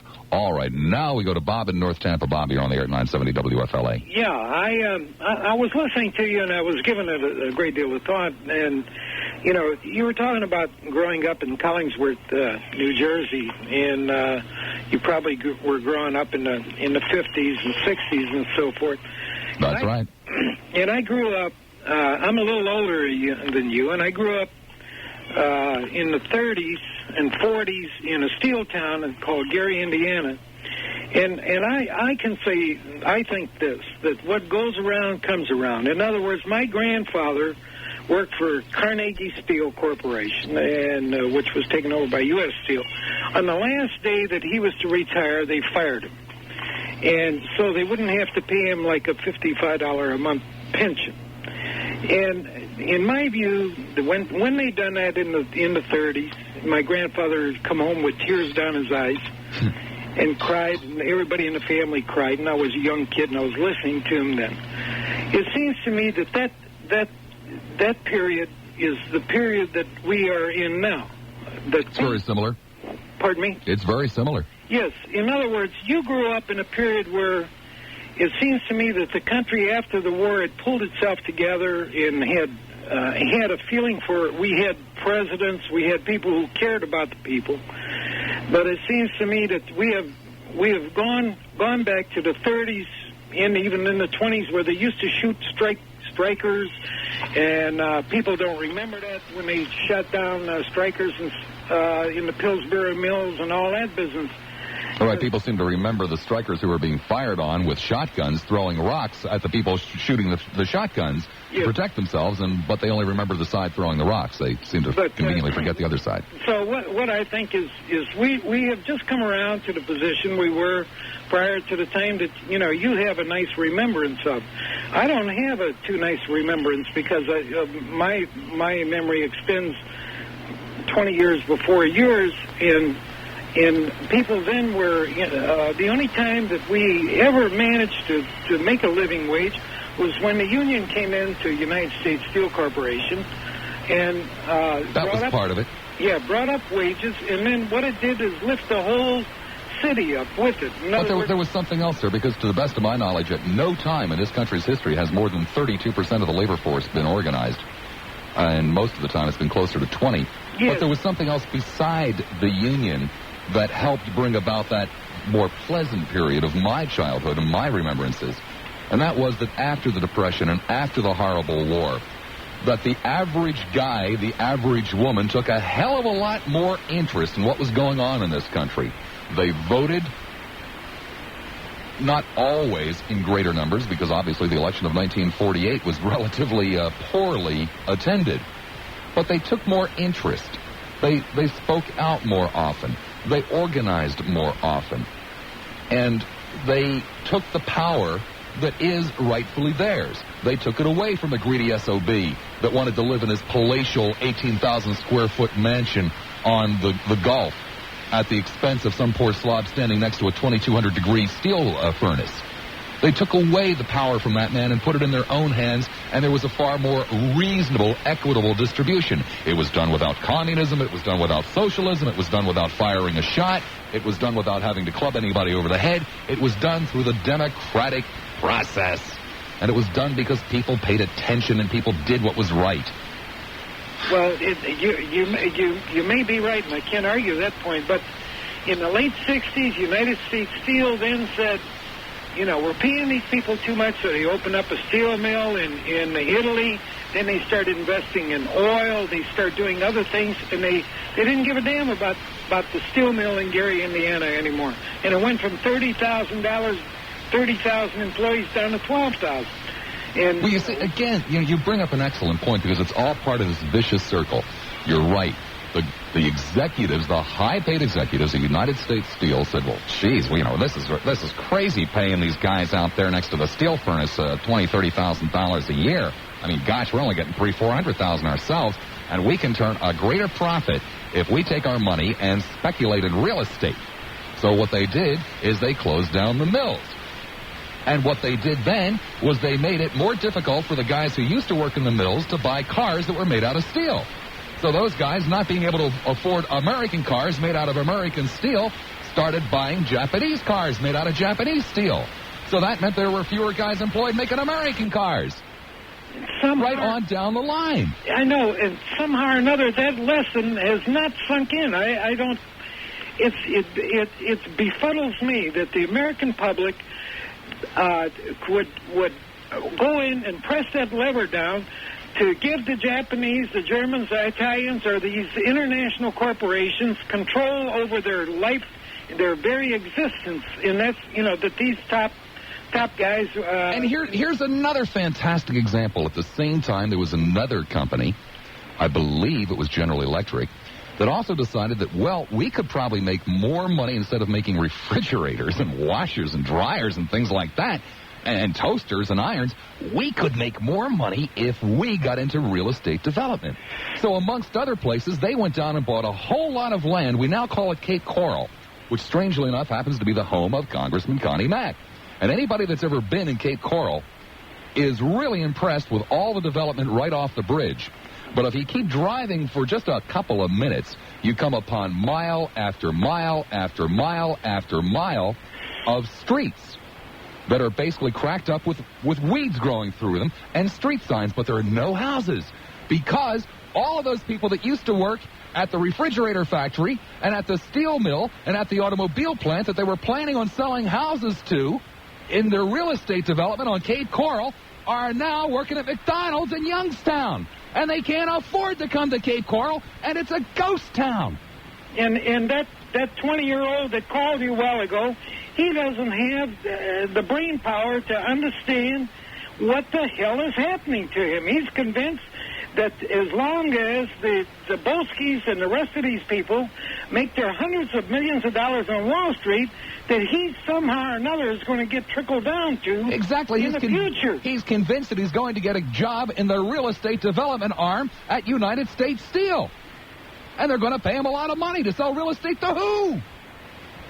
It really befuddles me. I think the people must be getting dumber, or the TV has made us so apathetic we can't understand. We think all in the family is the way it all should be. This is all I can say. I could have cried this morning or last night when I was watching the elections. I couldn't believe that the people, that these guys in Georgia, they were interviewing people on CBS News the other night. These people, the main concern on that little town was that this guy Dukakis was going to take their guns away from them. God Almighty. Person after person, this is why they voted for Bush, because Dukakis is going to take their guns. Well, if they wanted to use those guns to go after guys like Connie Mack and Ronald Reagan and George Bush and Michael Deaver and all of these guys getting $37 million a year as chairman of the board of entertainment companies, if they wanted to use their guns to go after them, I'd say guns for everybody. But unfortunately, they feel they have a great need for guns because they're all of these unemployed steel workers working at McDonald's in Youngstown. And that 20-year-old, he just can't see that. He just can't see that. He thinks he's going to get in on the gravy train. Just like the lottery, he's going to go ahead and buy his ticket and win that $30 million. If he's lucky, he'll be able to keep his job delivering Gravy Train. Okay, thanks, Bob. Take care. Hi, Bob. Hi, Greg.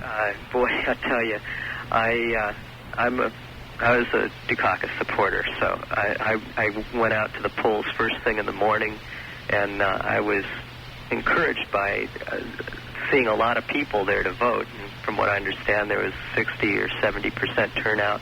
In Florida, yeah, we always have a far higher turnout than the national average. And that's good. I'd like to see it better. But, I hear people talking about mandate and whatnot, and it's a bunch of baloney. Total. There is a message that we can get from these election results, though, and first I wanted to quote something I saw something, an editorial or something, a documentary, and they showed Ronald Reagan being interviewed, and he was referring to the liberals and Michael Dukakis, and he said, if I listened to them, I'd have to believe that there are people who are homeless, that there are people who are unemployed, and there are people needing health care. And I thought to myself, does he really believe that these problems do not exist? Well, no, that's not what he said at all. He said if I listened to the liberals, then I would have to believe.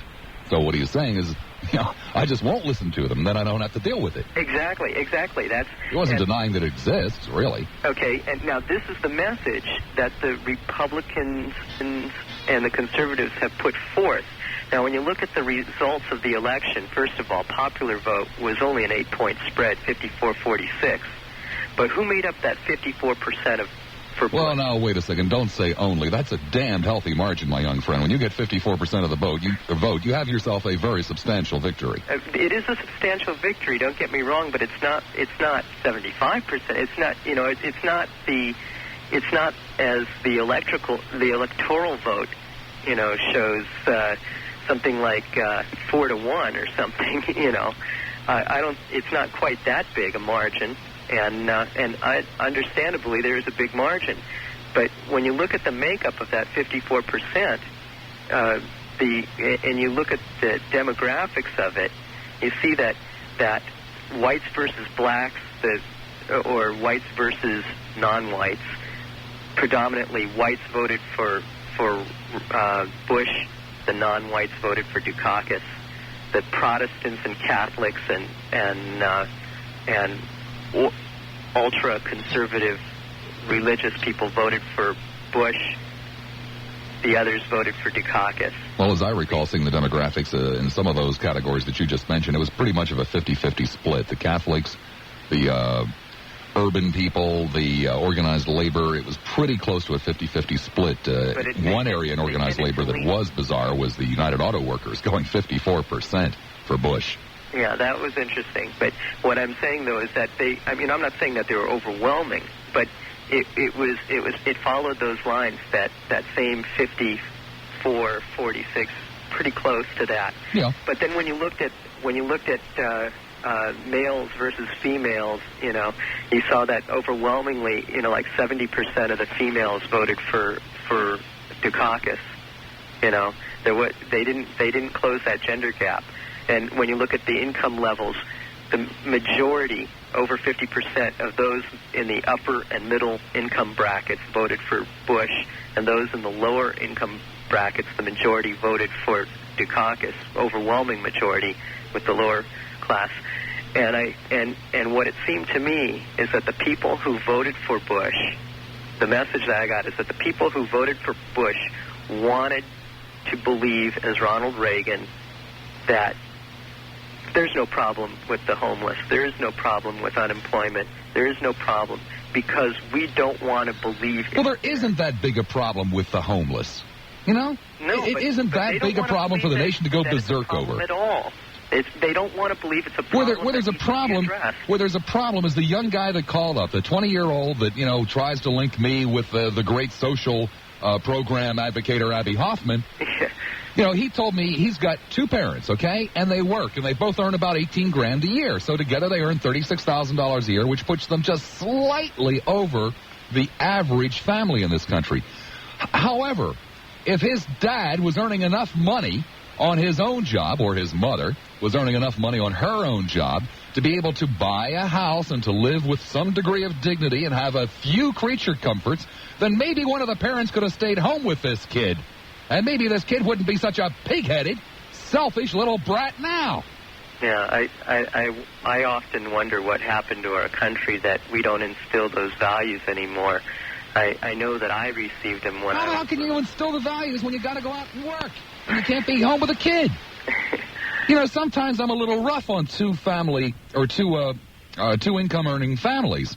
If you didn't have the VCR, and if you didn't have the fishing boat, and if you didn't have this, that, and the 9-color television sets, well, the fact of the matter is that I suspect that most two-income families are doing so because they're trying to have the basics, not the luxuries, and sometimes I'm a little bit too hard on them.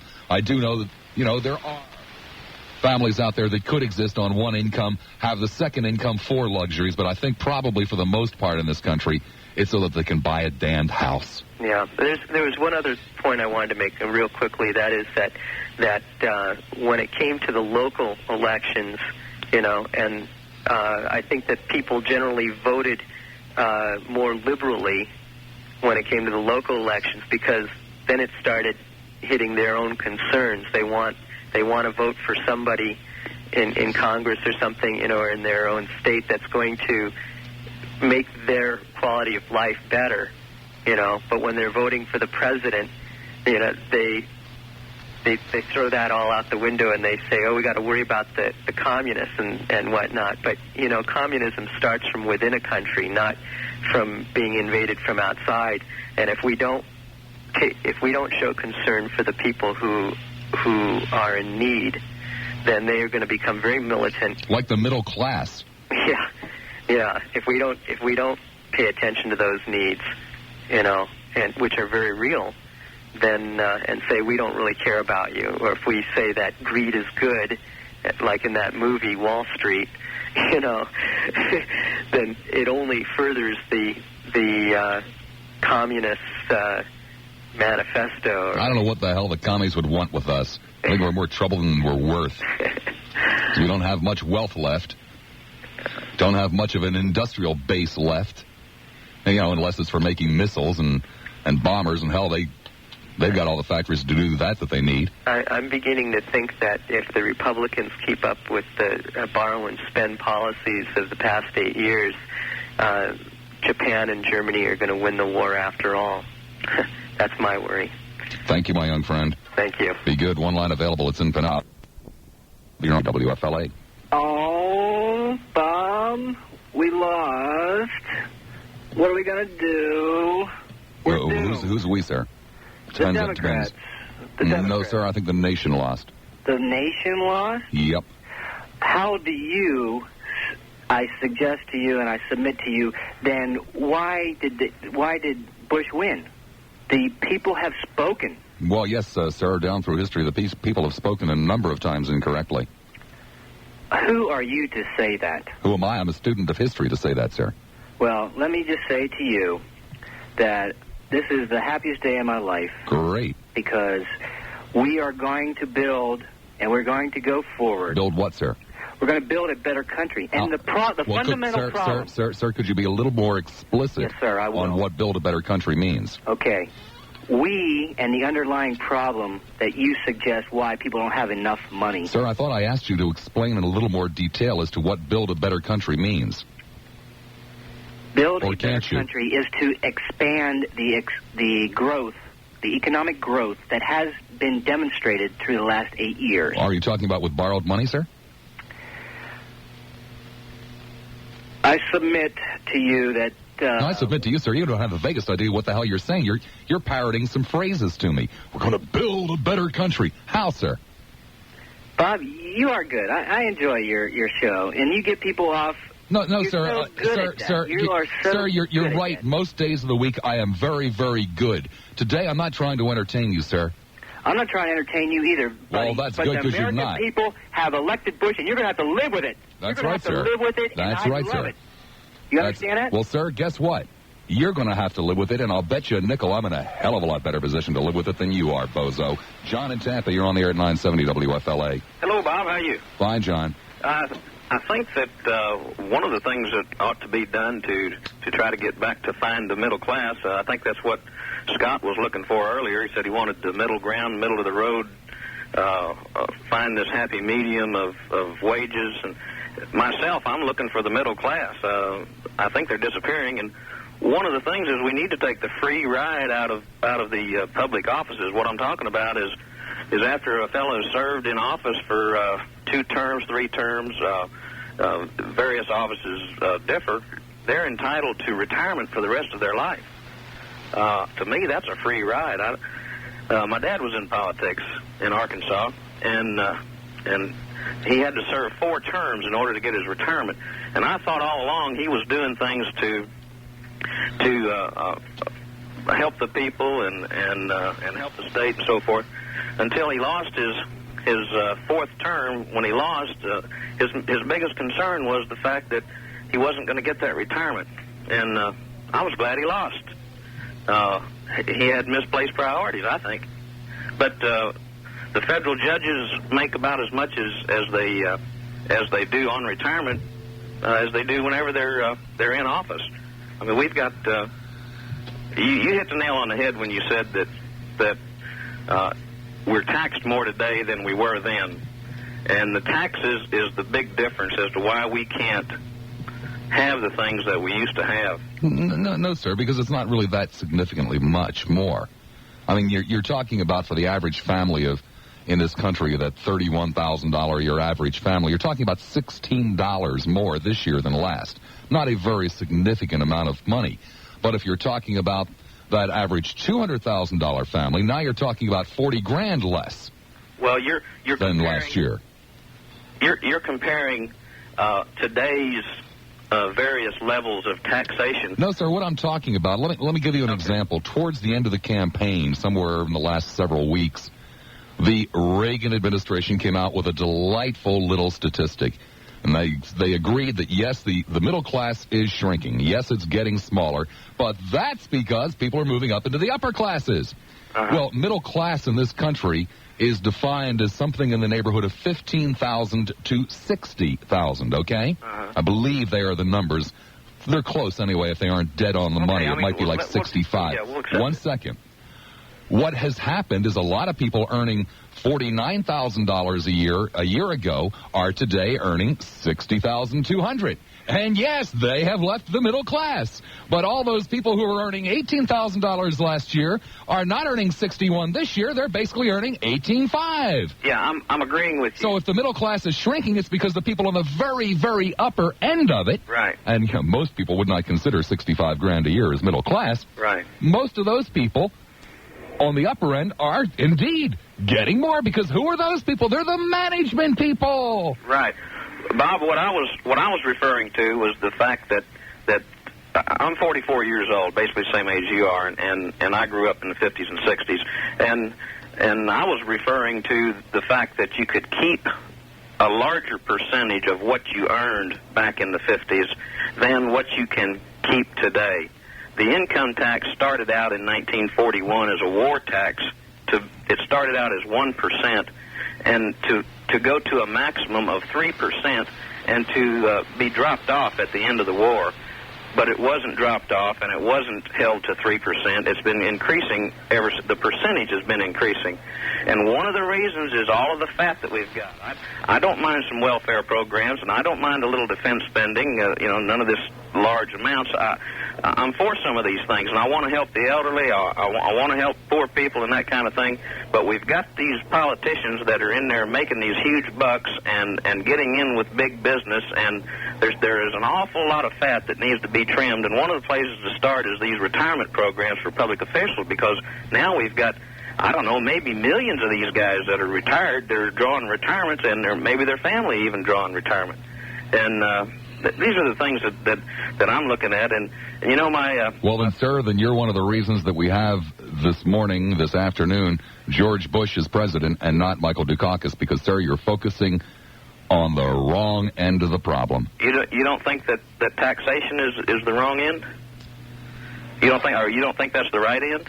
Sir, I don't find the taxes in this country to be prohibitive or to be terribly burdensome. What I find as the main problem in this country is the continuing division between the haves and the have-nots, which taxes don't really play that great. Sir, I'm in the 28% bracket, okay? Yeah. To tell you the truth, I think that's enough. Yeah. I think that's maybe 30, 32, 35 for people earning much more money than I. Right. But I think 28% is a reasonably fair amount. And, sir, to tell you the truth, I don't find 15% to be terribly, terribly prohibitive for the guy earning $22,000, $23,000. I don't find that to be outrageous, sir. It's far, far, far lower than most people in other democratic, capitalistic countries pay in taxes. Far lower. Well, we can't compare it to others. But our problem, sir, is we've got too damn many people earning $12,000 a year.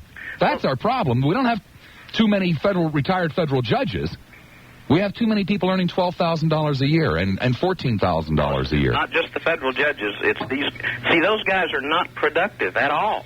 They are totally non-productive when they retire at age 35, and for the rest of their life, they're going to be getting almost the same salary that they get when they're in office.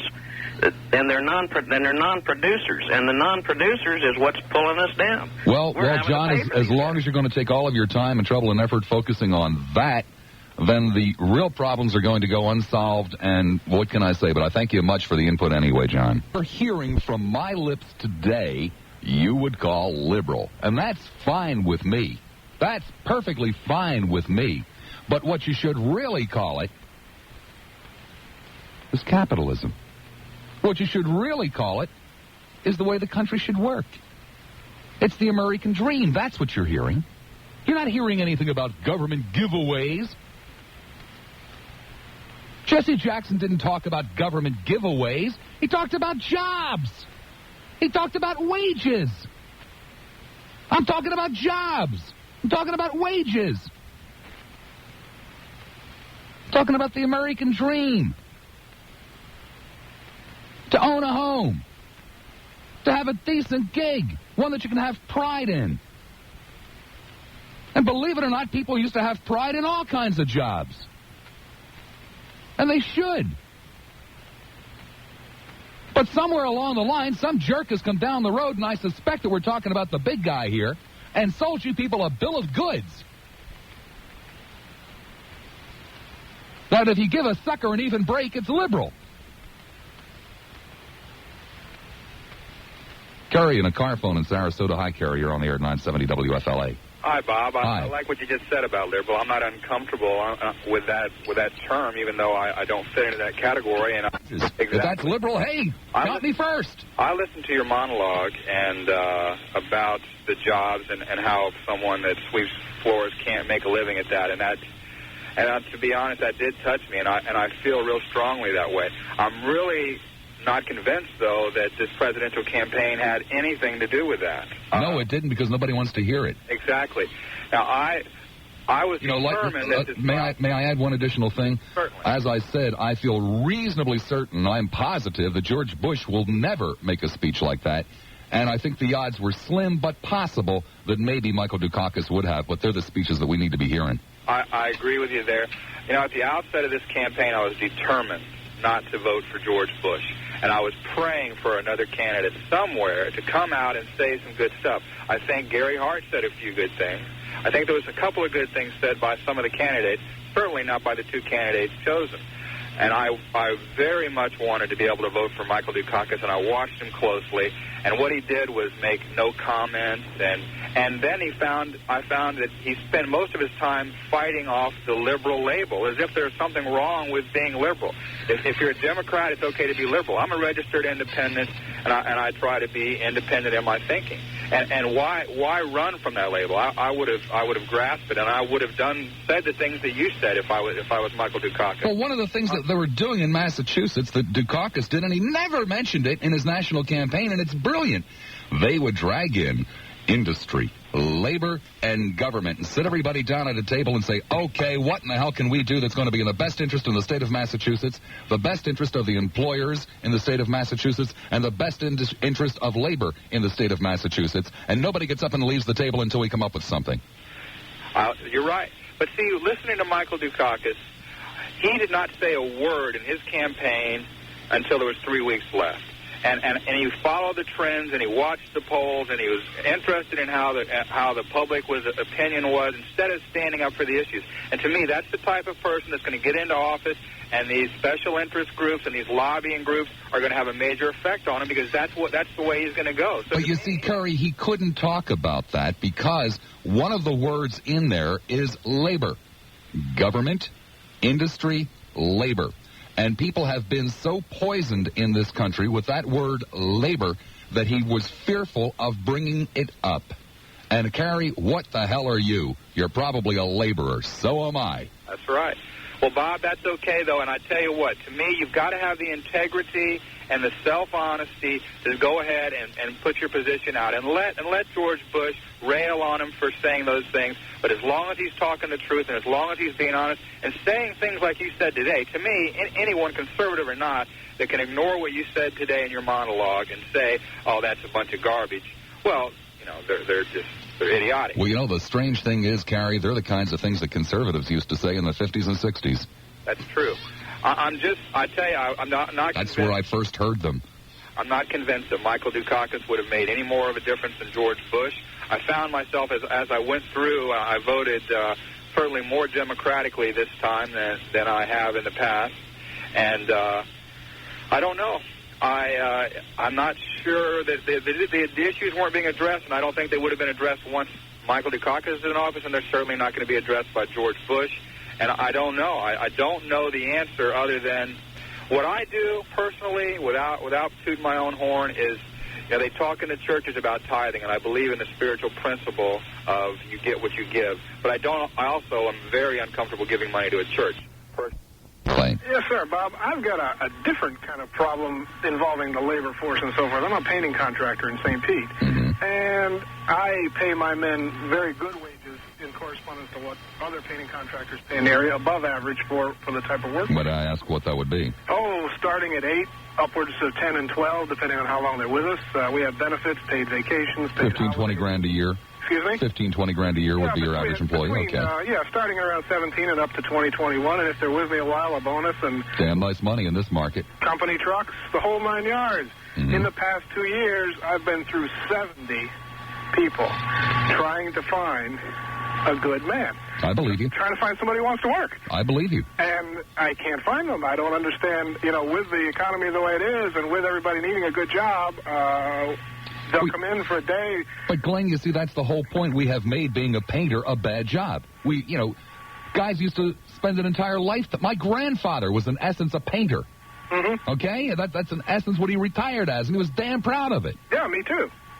It's a trade that has lost a lot of its